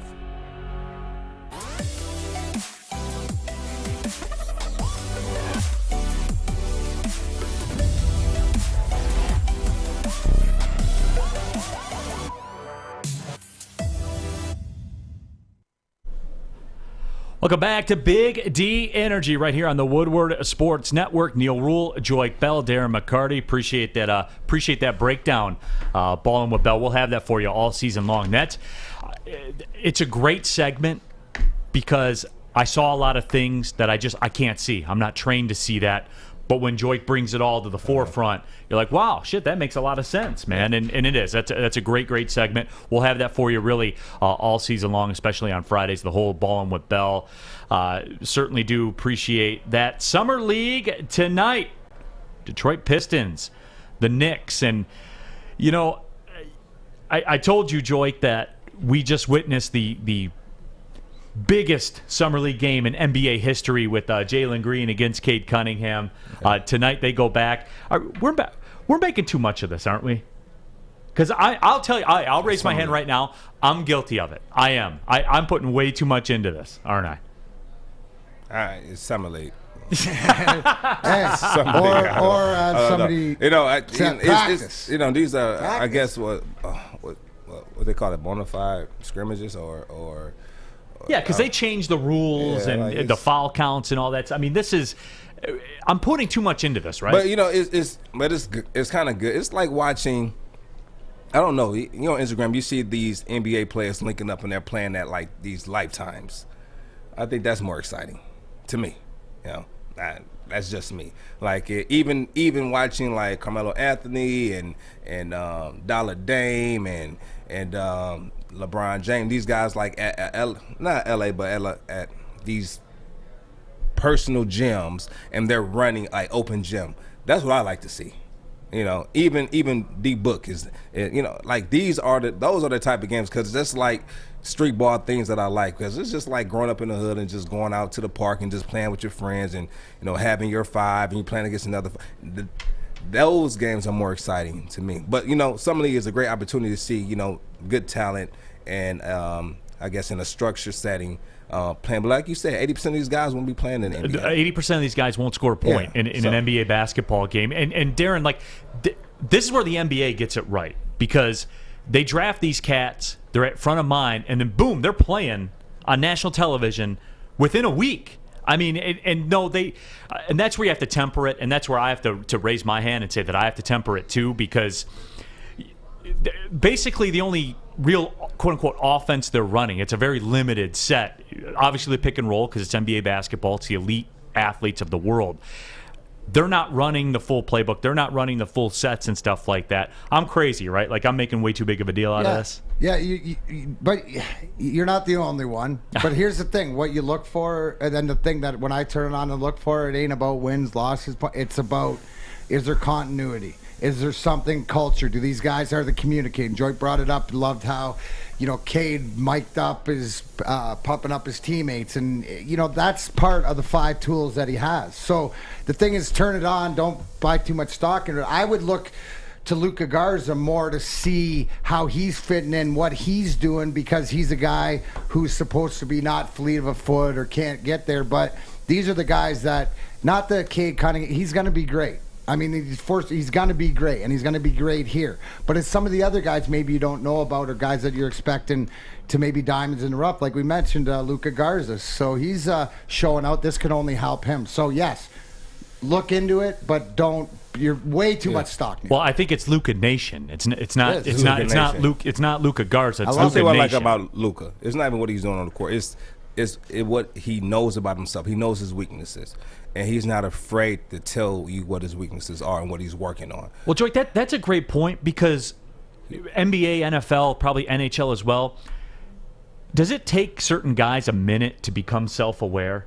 Like, why is it? I mean, like Garza says, I'm too big. I got to cut weight. I got to get more athletic. But he comes in. That was pre-done. He comes in. Why are guys like that? I think guys are like that, but either two, they're either cocky or they don't care, or it could be that they might be, I'm good enough to be here. I don't need to work. I'm here already. But the thing I like about him, they talked about if he'll be able to defend in the NBA, and then he went out and lost 30 pounds. They talked about his lateral movement. But before they had the opportunity to kind of nail him, he said, no, I need to work on my lateral quickness. So I'm doing things to work on my lateral quickness. And so he knows himself. He's self-aware. And I think any good professional will know that about himself. Now, and you also have guys who knows that, but they just won't tell the public because they don't want to let people know what their weaknesses are. But they're kind of working on it behind closed doors. And then that weakness becomes a strength. It's the whole thing. It's the work ethic, what he's putting in to get out. He knows what he needs to do to get better, and he's in the gym every day. We see it on the gram. You see his dad, he's doing the work. So it's self-awareness. So it's like, watch this as he improves. It's the same thing as for me, it was always skating. So that was going to prevent me from playing, but I'd always go to extra skating, go to hockey camps in the summer. I went to Sweden for 2 years, even after being a pro, to work on my skills with 10, 11, 12-year-olds, right? You know what I'm saying? Like, I just come out of losing in the Stanley Cup Finals. I'm over there in Sweden. But it's because guys like that, and it's a different point, because Joique and I are more, like, self-aware of the player.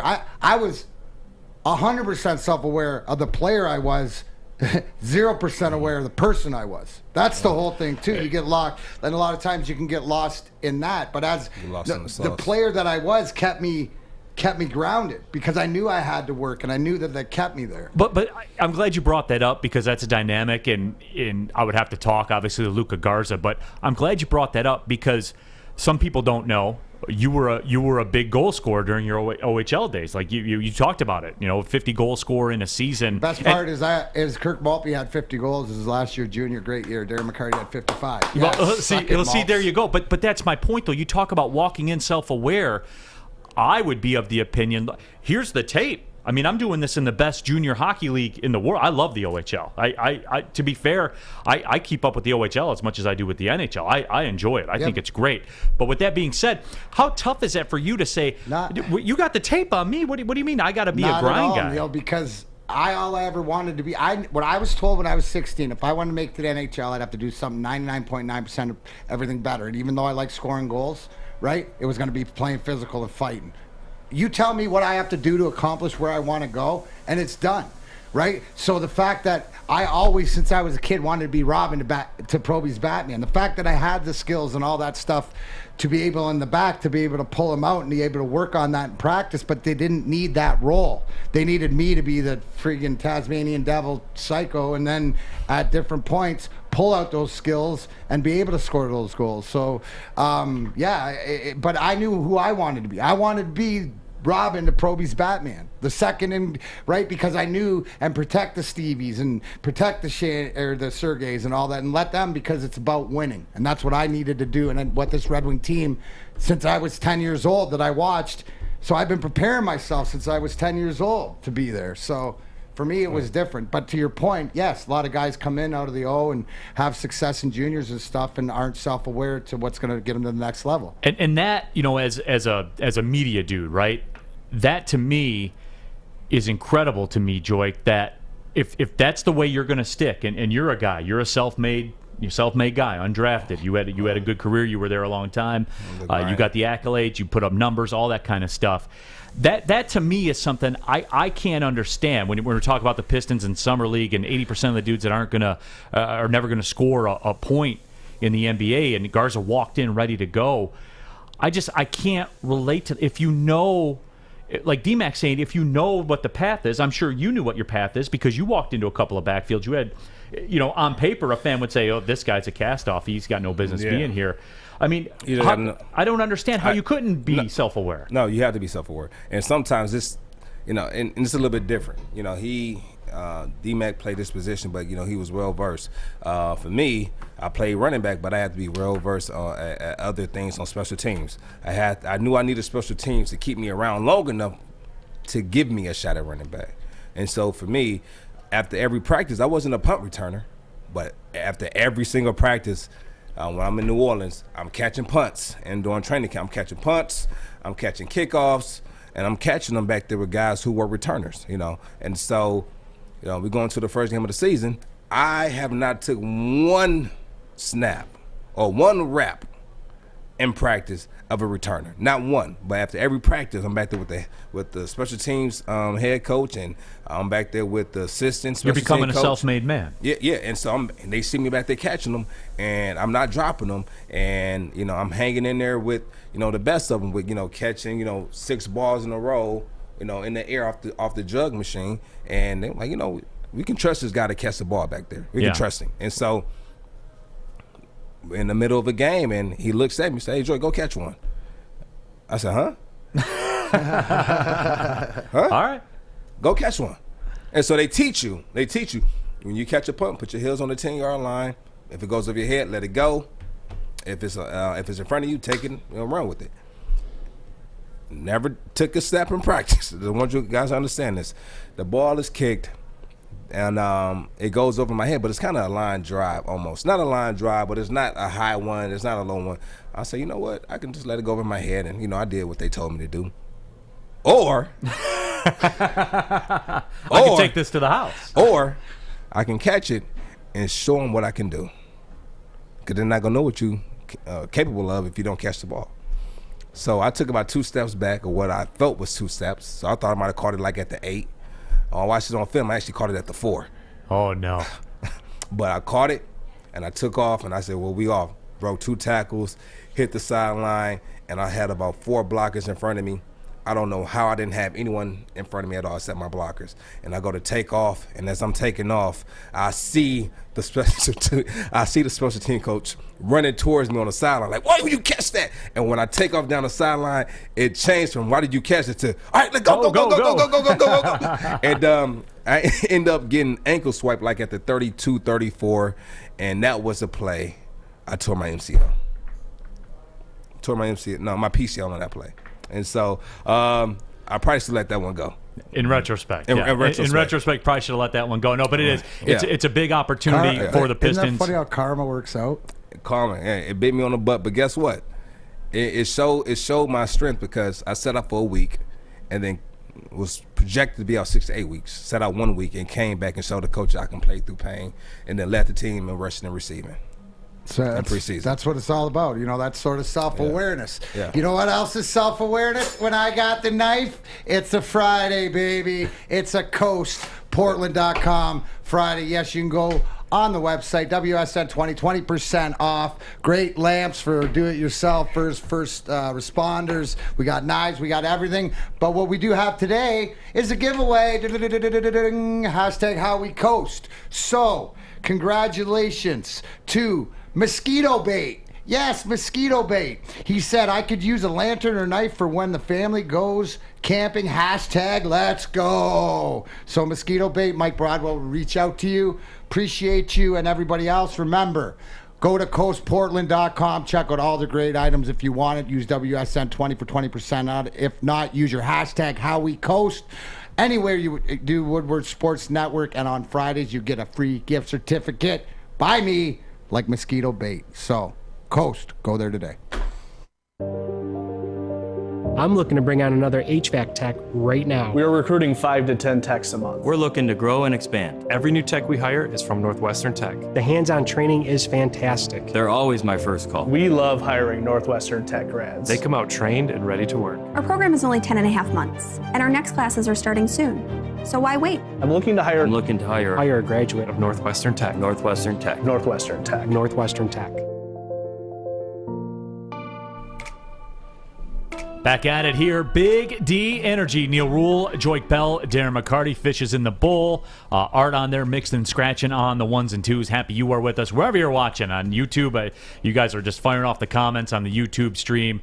Certainly on Facebook Live as well. Make sure you download the app. You have it with you right there in your pocket, ready to go. And you can go back at any time, anything you missed. It's on your terms. I mean, we're here 11 to 1 every single day. I understand sometimes that doesn't work for some of you, but a lot of you go back and watch it later on in the night, and certainly we are appreciative that you do. We're here. We out here, people. So appreciate your time as well. Got a lot of cool reaction to our interview with Hope Sovereign as well. Ryan's reaction says, thanks for being on. She's a very strong woman. Also, Uncle John says they have an awesome family. Keep going. God bless. So it was great to be joined by Hope. They're going to the football game tonight, the Lions preseason game. Her and her dad, Andrew. Appreciate those comments as well. But yesterday in baseball, and this was something I thought was going to be kind of corny, with all due respect. I thought it was going to be kind of corny. I did. But they did the Field of Dreams game in Iowa. They had the Yankees play the White Sox. They had the throwback unis on, everything like that. And I didn't know how this was going to go. I thought it was kind of a gimmick and stuff like that. And I have a confession before we get into all this. I've never seen Field of Dreams. And I've never seen Field of Dreams, and I know this comment thread is just going to light up. That's I'm just going to say that's sort of blasphemous, but I'll let it go. Yeah, that's on me. If I was Maz, I'd lose my crap on him. If we never seen Field of Dreams? That makes 3 of us. Okay. Fish, you would love Field of Dreams. Art, did you see Field of Dreams? You would, Fish. Hold on, Art didn't see it either. Have you seen it, Joique? No, I haven't seen it. Art? Why would you talk? You seen You were ridiculous. It's a great, hey, Fish, I put that #1 on your viewing list because you should see it, and you come back and you'll say it is on my list, and I am going to watch it. But okay. But anyway, please. I know the crux of it. I know because it's a piece of Americana. I've seen the clips of it, everything. It made sense. I understood what they were doing. I thought that they did that very, very well with the cornfield and the fence. It was made for television, but they had a crowd there. I thought it came off very well. Yeah, they actually ended up breaking records of 5 million views. Wow. For that game. And it's just amazing. It's old classic baseball. I love it. Yeah. I watched it, dude. That was like the walk-off, bottom of the 7th. Tim Anderson, obviously Tiger Killer and everything like that. But does that not just breed Americana? Cool. It was just middle America, like everything. What an event! And the Yankees lost, so America won. Right? It's the only time we're here going. Oh, okay. But look at some of these visuals, man. I mean, this is absolutely incredible what they were able to pull off. Joe Buck was excited in the call. Like you could tell, even Joe Buck was feeling the juice yesterday. Joe Buck? How do you know? You could tell. I mean, you could tell in his voice. Like he was excited. Because he wasn't talking like this. Touchdown, Eagles. They're gonna win the Super Bowl from No, that. he was juiced to be there, man. He was excited. So it is. Everything came off very well. The uniforms were great. The storylines were great. I was really, really, really happy. I watched I watched a good 6.5 innings of it, which I usually, I'd catch the score, watch a couple pitches, move on. But I sat down and made a commitment to watch it. It was pretty cool. And if you get a chance to go look at it, go watch the timepiece where they show from how long they built it. And last year they were supposed to play, but COVID came up. But watch how they plant the corn and they take it and how it's meticulously done. They do the time frame stuff. It's really cool. And I think that for any of us, please watch Field of Dreams if you haven't seen it. I promise you, I'll give you a full and then report. You'll probably now gives you more inspiration. Okay, I'm gonna give you some baseball movies then. Did you watch The Sandlot? Oh, come on, The Beast. Okay. You kidding me, man? Okay. The Sandlot, that could be one of the greatest. Yeah, I'm a big Major League guy. Did you watch Major League? I love Major League. Yeah, Major League was great. Major Major League was great. But I did have a question for you guys, and again, I'd like to bring in your knowledge. And Joique, these one-off games like this, so the Yankees and the White Sox go play in a cornfield in Iowa. You did this before. You went out to London and played in a game in London. I did. Yeah. Played Wembley. Yep. Yeah, you guys played the Falcons in that game, I think. We played twice. So we played the Falcons the first year, and then we came back and played the Chiefs the second year. Yeah, that one didn't work out so well. I just, the best part about that game is that when the game was over, I was able to get Eric Berry's jersey after that game. And that was the year he got Defensive Player of the Year, by the way. And the first year back for beating cancer. So yeah. Shout out to Nice. Yeah. That good pull there, bro. Yeah. That's a solid pull. But Joique, what about that as a player? Like when you go in these one-off things, like London obviously is a one-off thing. Oh, yeah. Do you enjoy that? Is it a challenge? Do you not like the new environment? Boy, I got some London stories for you. I love it. I loved it, though. It was different, and the great part about it, you can bring your family out there and get them a different experience because, they go to the games here and it's cool and it's not a hoopla. But when you go over to another country, it's kind of weird because when you go to these certain games, every team doesn't play there, right? And so we'll be playing the Falcons, but you'll have Rams jerseys. In Every the crowd. fan base is represented. You'll have the Chargers. You'll have the Bills. You'll have the Giants. So I'm like, why are all these different jerseys in here? And they're just representing their team. That they are fans of there, and we actually have a big fan base over in London, and so it was pretty cool when I went over there for it, and it was dope. So before you play there, they'll send a player from each team that's playing there that year earlier that summer, and then when you go, a media tour type thing. It's like a media tour. So you go there, and when we went there, we had to go like their downtown was like the inner city, right? So to speak, it's like the inner city. So like the projects are in like downtown London, so to speak. And so while we're there, we're doing a 707 camp, and they put me on a team with these group of kids. I don't know if they're watching, but some of the greatest kids I've ever worked with. Wow. And when I say, when you go there, you're in this tournament and you're playing these games. And so while I'm there, I'm coaching these kids. We win our first game. We win our second game. And now we're going to like the semifinals. And then we win that game. And so now we take our team off to the side onto another field where they're running drills with other kids. And they're telling my players to get into those drills. I say, no, my players are going to sit down. They're going to rest. We're going to get ready for the championship game. This is what you do when you're winners. You get to sit, you get to chill over here. And so I say, you see these dummies and these bags, grab them, put them together. Y'all have a seat. We're going to sit on them. We're going to relax. And so so they sat down, and I started talking to my team. I said, listen, we're a family now. And I'm looking around at all the kids. We're a family. I said, we got to have each other's backs out there. And as I'm talking to the kids, they're looking up. They have the biggest smiles on their face. Eyes are big, and they're buying into what I'm selling. And I'm selling the shoe and so even after I left, and we end up winning the tournament. Nice. We end up winning the tournament. I said, listen, kids, when we come back to play, I'm gonna get all of you guys tickets to the game. I'll get it myself. And they were, all right, and so I brought them and their families out to the game. I worked out with the lines, got their information, and was able to get them to the game. And I'm telling you, some of the greatest kids, and they still reach out to me on social media, so I try to keep in touch with them. And even after I left they still had that camaraderie. They still kept in touch with one another, and I was like, "That's dope." That is pretty dope. That is a pretty dope story. But D-Mac, I mean, I know you. I played, got one question. Yeah. Knowing you, Joique, and you're out, did you try any different food or any new food? Did you try the fish and chips over there? Or No. So, all right. So when I went over there to London for that event, I had to leave for a day. They flew me to Dublin.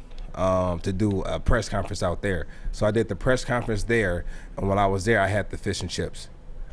I know, right? It wasn't about that life, yeah. Bro, that's the same thing, because I've been over there too, and it's like, it's no seasoning. They just fry it and just give it to. It's like it's bland. Yeah. It's so everything's bland over there. Yeah, absolutely. But D-Mac, I mean, you played obviously in the Winter Classics and those types of things. You know, as those big events and all the hoopla that goes around them.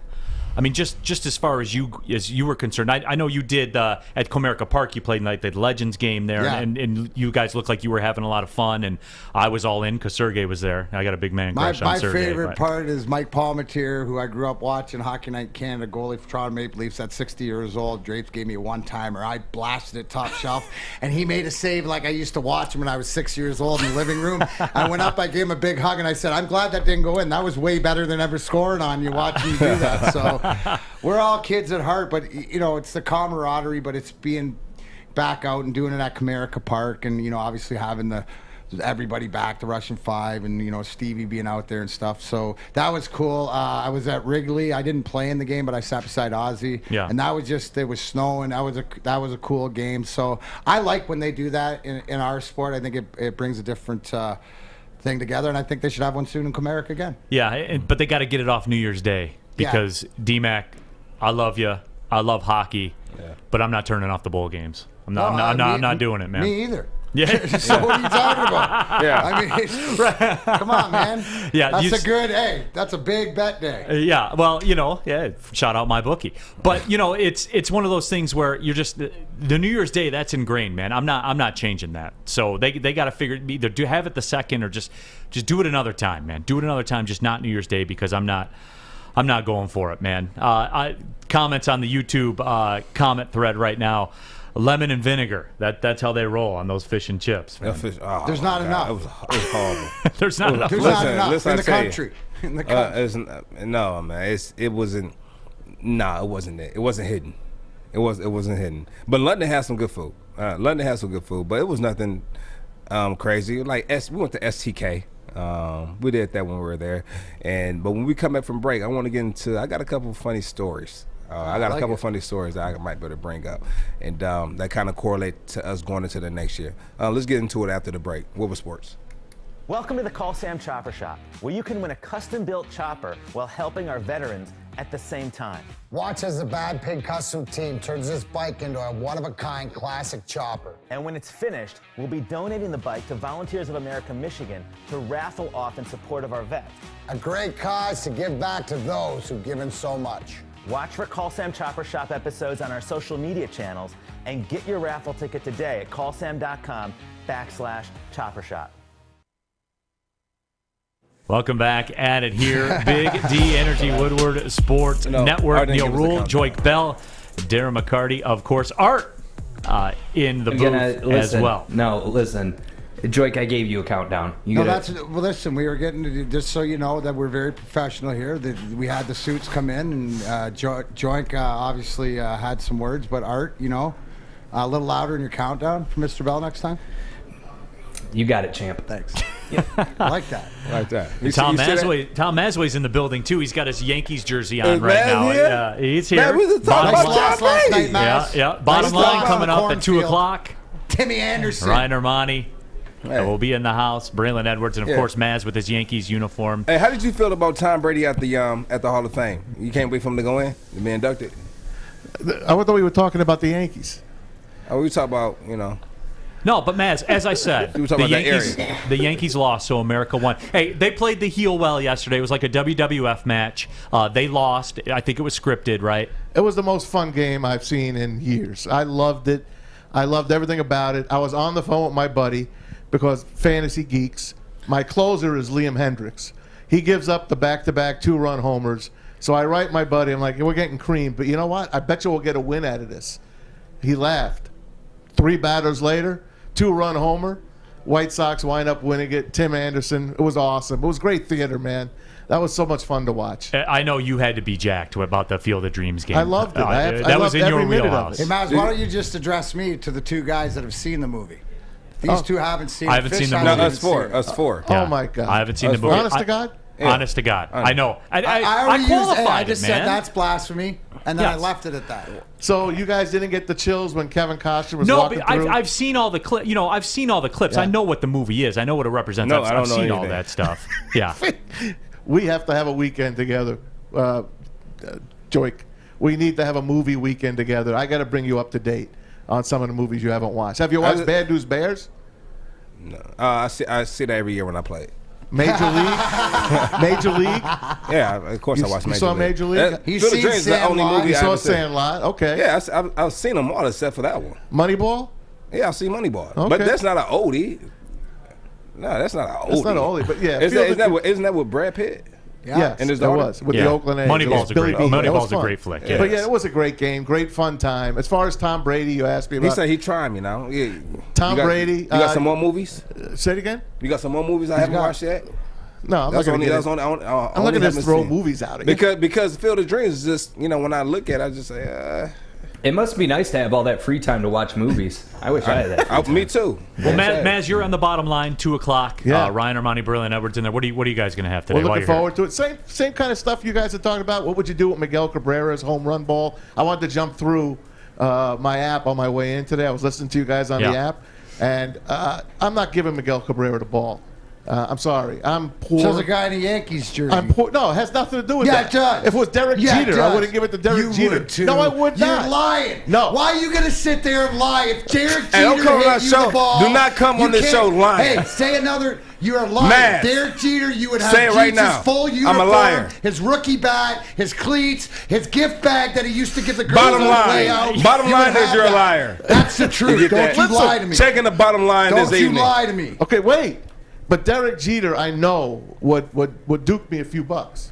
He would. You know why? Because I would tell him, you know look, why? I got to put my kids you know why he Michigan would? State. You know why he I'm would? Poor. I can't rub 2 quarters. You know why he'll do together. that? Why? Because he's a Michigan man. He is a Michigan man. Michigan and New Jersey. I'm gonna give you a story. I'm gonna give you a story That's about all Derek you Jeter. had to do is say I'm you gonna give you a wanted story to about tell me Derek dog's Jeter. named Jeter, and the thing is, he will throw you cash, but you wouldn't. You're wanting the gift bag more than you want cash. So hear me out. Go ahead. I'm gonna tell you. This is. I don't know how true this is, but I heard this story growing up. You know how Derek Jeter was discovered? How? And so we had this guy from my hometown, from Ben Harbor. His name was DeLeon Isom. He was a 4-sport athlete, ran track, basketball, football, and baseball player. He got drafted out of high school, but they were playing Kalamazoo Central, and a scout was going to go see him and ran across Derek Jeter and said, "Oh, who is this kid?" Now I don't know how true that is. No, but that's the story that was told to me. Do you know how often that happens? Hold on, but this is the craziest part. DeLeon Isom gets into a car crash, injured, comes back on his ankle. He played outfield, nothing dropped in the outfield, never got an opportunity to play again. Oh. And Derek Jeter went on to become a Hall of Famer. How about that? How about that? Look out! I mean, it's crazy. Who found you, Joique? Huh? Who found you? Paul Winters. Yeah, Coach Paul. Yeah, Paul Winters. Coach Winters at Wayne State University. He's actually still the head coach at Wayne State University. And Mac Dink found you, right? Paul Dink? Crowley. Paul Crowley, wings OHL scout from Peterborough. Been watching me since junior B, and he was always one of my biggest fans as far as you need this. Like, it was always improved, but he was one of my biggest. I owe him. So. And Neal, Tom Mazaway found me. No, I did find you. You did. Matt Derry as well. Matt Derry, Mark yeah. Champion, Yeah. a big fan of yours as well. Yeah, absolutely. You're going to be in the NBA one of these days. Yeah, bro. that's the game plan, man. That's it's a game just plan. a matter of time. That's what we're Yeah. buffering him for, or the college sports, whatever his bucket list is. So listen, if I catch Miggy's ball, I'm gonna need some money. I do. I'm gonna need some money. Yeah, that's true. So, cause you're looking at the smaller picture. Cause listen, I didn't say I wanted money, but I want to sit down and have a conversation. I say I'll put it on the market and see what it goes for, and whatever it hits for, I'll just take it off. I'll take it off. Well, Joique, I guess the question is, so so say it's $200,000 is the market Then what's That'd the be more than that. What's the friends and family discount on $200,000? It won't be $200,000. It'll be more than that. I think that's about a fair. That's about a fair number. It'll be more than that. But I'm locking in. Friends and family rate would be this. Sit down. I'm gonna sit down. Let's go about what your passions are, what my passions are, and let's figure out how we can do business together, and we become business partners. That's way more valuable than you just. I like me that. Money. That's a long game, Joey. That's a long game because that's what I would do. I don't know what other people stuff would do. And yeah, Maz, I went back and you heard. I went back and forth on it. If I was Maz's age, if I was Maz's age, like how old are you, Maz? 72, 73? So I was Maz's age, I'll take the money and run because you don't know how long you got. Listen. Hey, I got one more baseball movie you guys seen, The Natural. Yes, Roy Hobbs? absolutely. Excellent. Absolutely. Haven't seen Natural. Yeah, I got one for you. I got one for you. What's the one with the kid who broke his arm? Rookie of the Year. Rookie of the Year. You seen Rookie of the Year? Yes. Yeah. You? Rookie of the Year. Hold up. Rookie of the Year? Have you seen that? Yeah, that's not Angels top in the 10. outfield. That same thing. League of Their Own. League of Their Own. League of Their Own? League of Their Own? League of Their Own's top 10. Okay, League of Their Own. Yeah. That was great. There's no crying in baseball. Let's don't cry. Tom Hanks We should are win the the Academy Award. members of the All-American League. We come from city nearby. We got Canadians. No. And what word is You're trailing off there, All-America. Hey, that's the stuff right there. Break Hey, it up. That was awesome. something like that. That was pretty cool. Yeah. No, but Maz, That's what black people do. When we don't know the word, we hum it until we come into the part we know. That's what we do. But Maz, appreciate you jumping in with us. The bottom line coming up at 2:00. Yourself, Ryan Armani, Braylon Edwards, in that order, as far as I'm concerned. Thank you, Neil. Hey, we in that got order. a rap sheet on with us. Ian Rappaport from NFL Network. Oh, that's we got big time guests. Spent a little time at Lions camp this week. We'll get his view on Dan Campbell. That's that Maz Rolodex, man. That Maz Rolodex. That Maz Rolodex. It's famous in the streets. Mazadex. Yeah, the Mazadex, no Maz doubt. got everybody. Appreciate you wearing the Yankees Thanks, jersey guys. too, Maz. Appreciate it. So tell us about Tom Brady. Are you excited about him?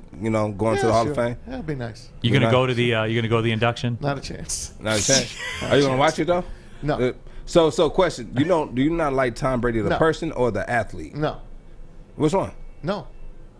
Neither one. It's because it's the New York Boston thing more than anything else. If he didn't play for the Patriots, he'd probably be one of my favorites. No, but what I'm saying, but that's not what I'm saying though. You can't separate a person from the game. No, he can't. Not New York, not man. when it comes to the Red Sox. Yeah, not New when York. it comes to the Patriots. Hey, Joique, as a kid, say that hits different.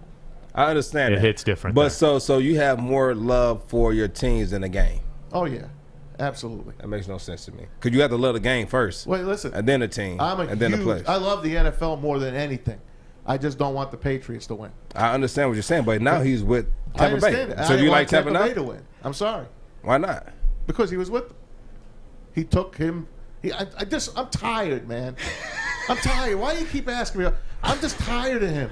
Why can't he just go away? I want to enjoy the game again. Well, Maz, the Tom Brady thing with you is like Gary Coleman from Different Strokes with the "What you talk about, Willis." About Willis? You got to learn to love it, man, because you just got to wear a jersey. Wear a Brady jersey around for a day. Listen. Hey, listen. My hate has subsided dramatically over the years, has it not? Well, you get older, you get wise. You don't want to put all that energy into it. I don't hate anymore. I'm tired of hating. Yeah, it takes a lot. lot. You're always hating on the great. How can you know what? If I you're don't not hate great, Jeter. He's the greatest. Yeah, but he played for New York. It didn't matter. He's now it doesn't matter. Now it doesn't matter. Tom Brady the greatest. Out of both sides of your mouth. My question to you: Is Derek Jeter greater in his sport than Tom Brady is in his sport? Jeter's better at his sport than Brady is in his sport, without a doubt. Man, shut up. Jeter plays I'm not gonna both argue that sides he's a Michigan man. Jeter plays both sides of the ball.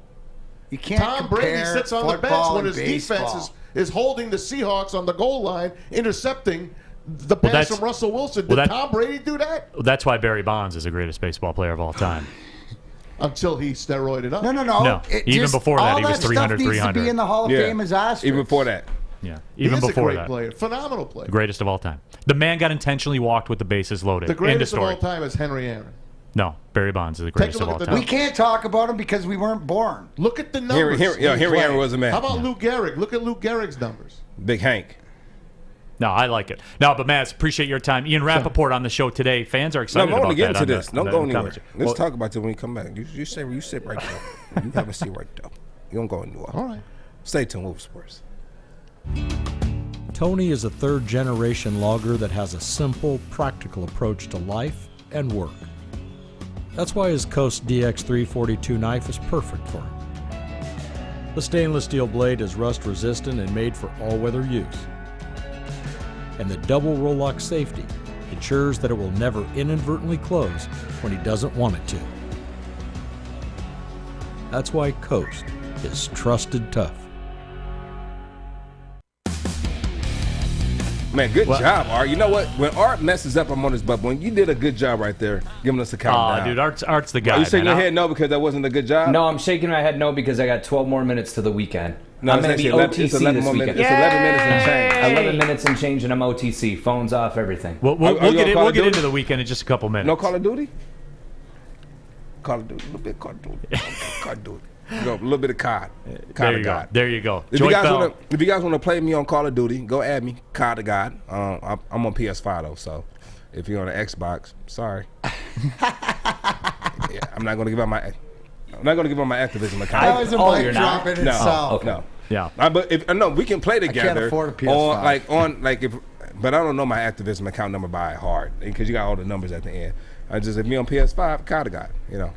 Holler at Joique. He is Joique Bell, Darren McCarty. My name is Neal Ruhl. Tom Mazaway is into. You wanted something from Maz real quick? We're going to get into the weekend, what we got popping for the weekend. All right, so question. How did you feel when Tom Brady was one of the guys that was able to walk on the stage, like after, they just let him go up there and say what's up to all the guys. Did you respect that? You had that same type of respect for him? Of course I do. He's got the juice. If he's good enough for Peyton Manning, man, he's good enough for me. If Peyton Manning likes him, I know he's a good guy. I'm just busting his balls. He's just busting the balls.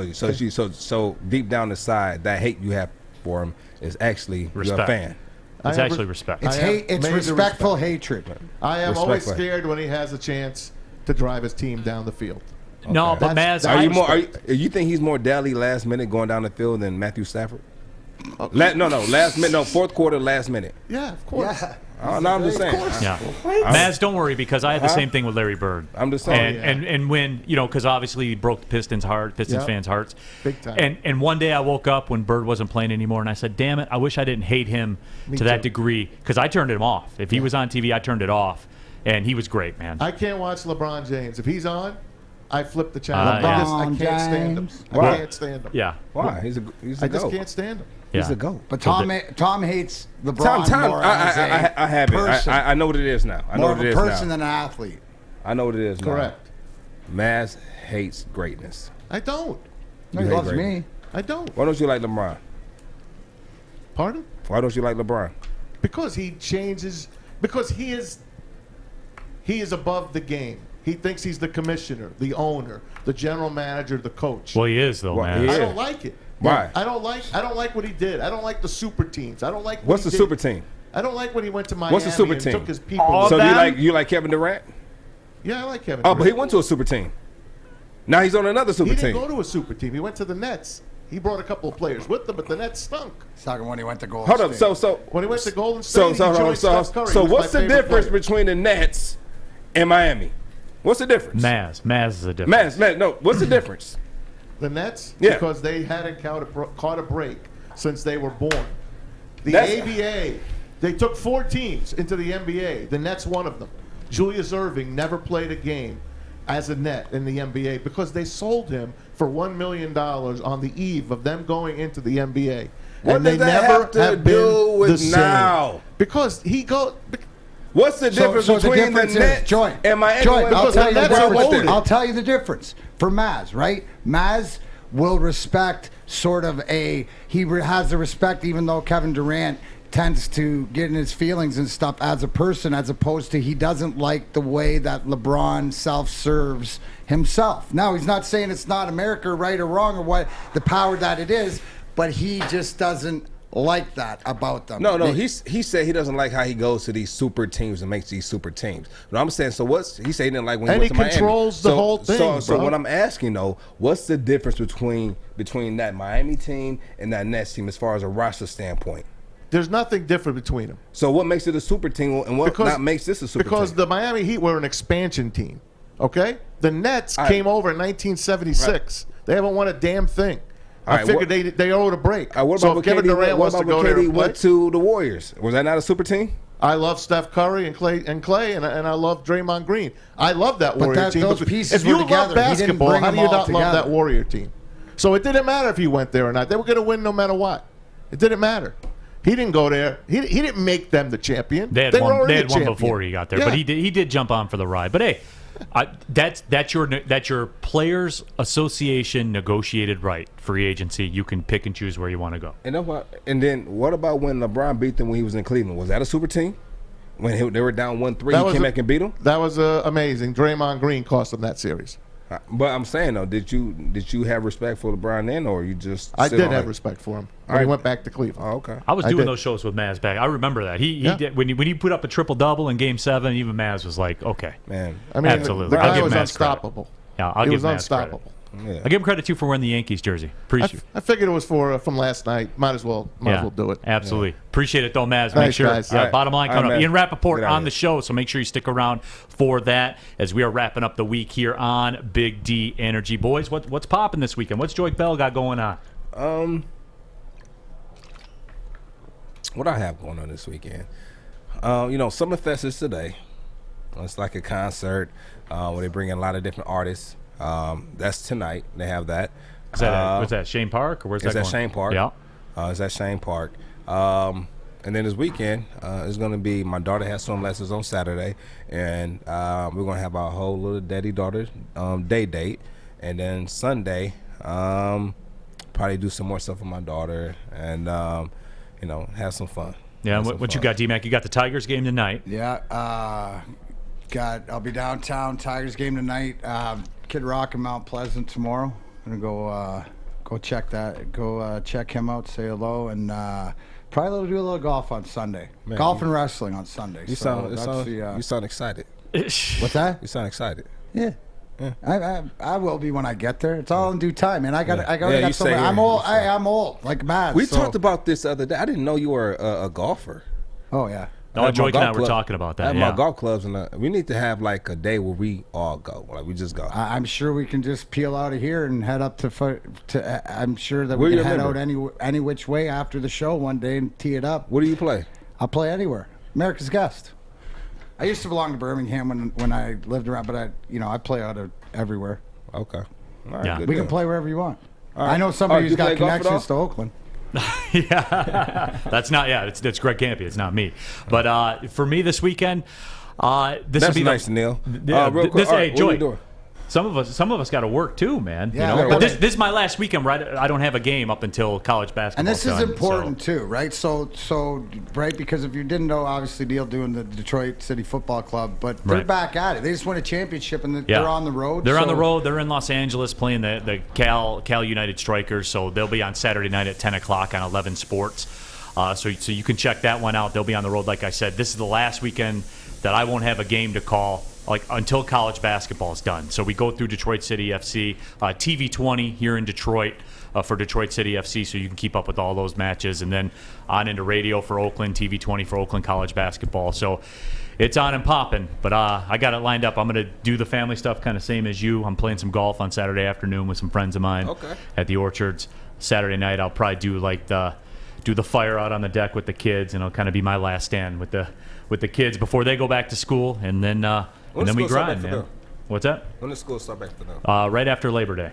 Okay. Yeah, right after Labor Day. So they'll be back in it. August, man. August is the Sunday of summer. Like you remember watching football back in the day when that 60 Minutes commercial would go on? You'd be like, man, school's going to start back up. This sucks. That's August. August is the Sunday of summer. Get it in, guys. Joique, get it in. Get these free weekends in, man, because football will be here. All the other sports will be going on, and you're locked in, man. Locked in. Yeah, there is no doubt about that. The fans excited about Ian Rappaport on the bottom line coming up with Braylon Edwards and Ryan Armani and Tom Mazaway in his Yankees uniform. So make sure you check that out as well. You got anything else for the week, at the end of the day, 3-game series, when we come in here on Monday, will Miguel Cabrera have 500 home runs, yes or no? Yes. No. You say yes, Joique? Yes. Art? No. Fish? Sure, yes. I love it. Just because Fish is so convinced. That's why it's going to happen. He was. No, again, you brought up the stat, 4 home runs at Comerica Park this year. All the hoopla, and I don't. I know, Darren, like you talked about it. You said you don't feel any extra pressure. I think in baseball, when all eyes are on you, when you're up to bat, I think it might be different. You tell me if I'm crazy. Hockey, there's a flow to the game, and your shifts change and everything like that. And the moment isn't isolated on you, to where if you're Miguel Cabrera, and there'll be 40,000, I bet there'll be a good crowd out there, at least 30,000 plus. That moment's on you. That's a big moment, given with what's on the line. Right, exactly. And the whole thing is, but the big point is that you know that you have how many at-bats left during the season to get it. So there's no pressure to that point, even though you want to do it. So he might press first few at-bats and then realize it's going to come when it comes. But that's what I see from Miguel, not pressing through this hole, and he's hitting like crazy at home. So if he's going to do it, it might be this weekend. Yeah, absolutely. No pressure. No, but you got anything else, Joique, for the weekend? Gang.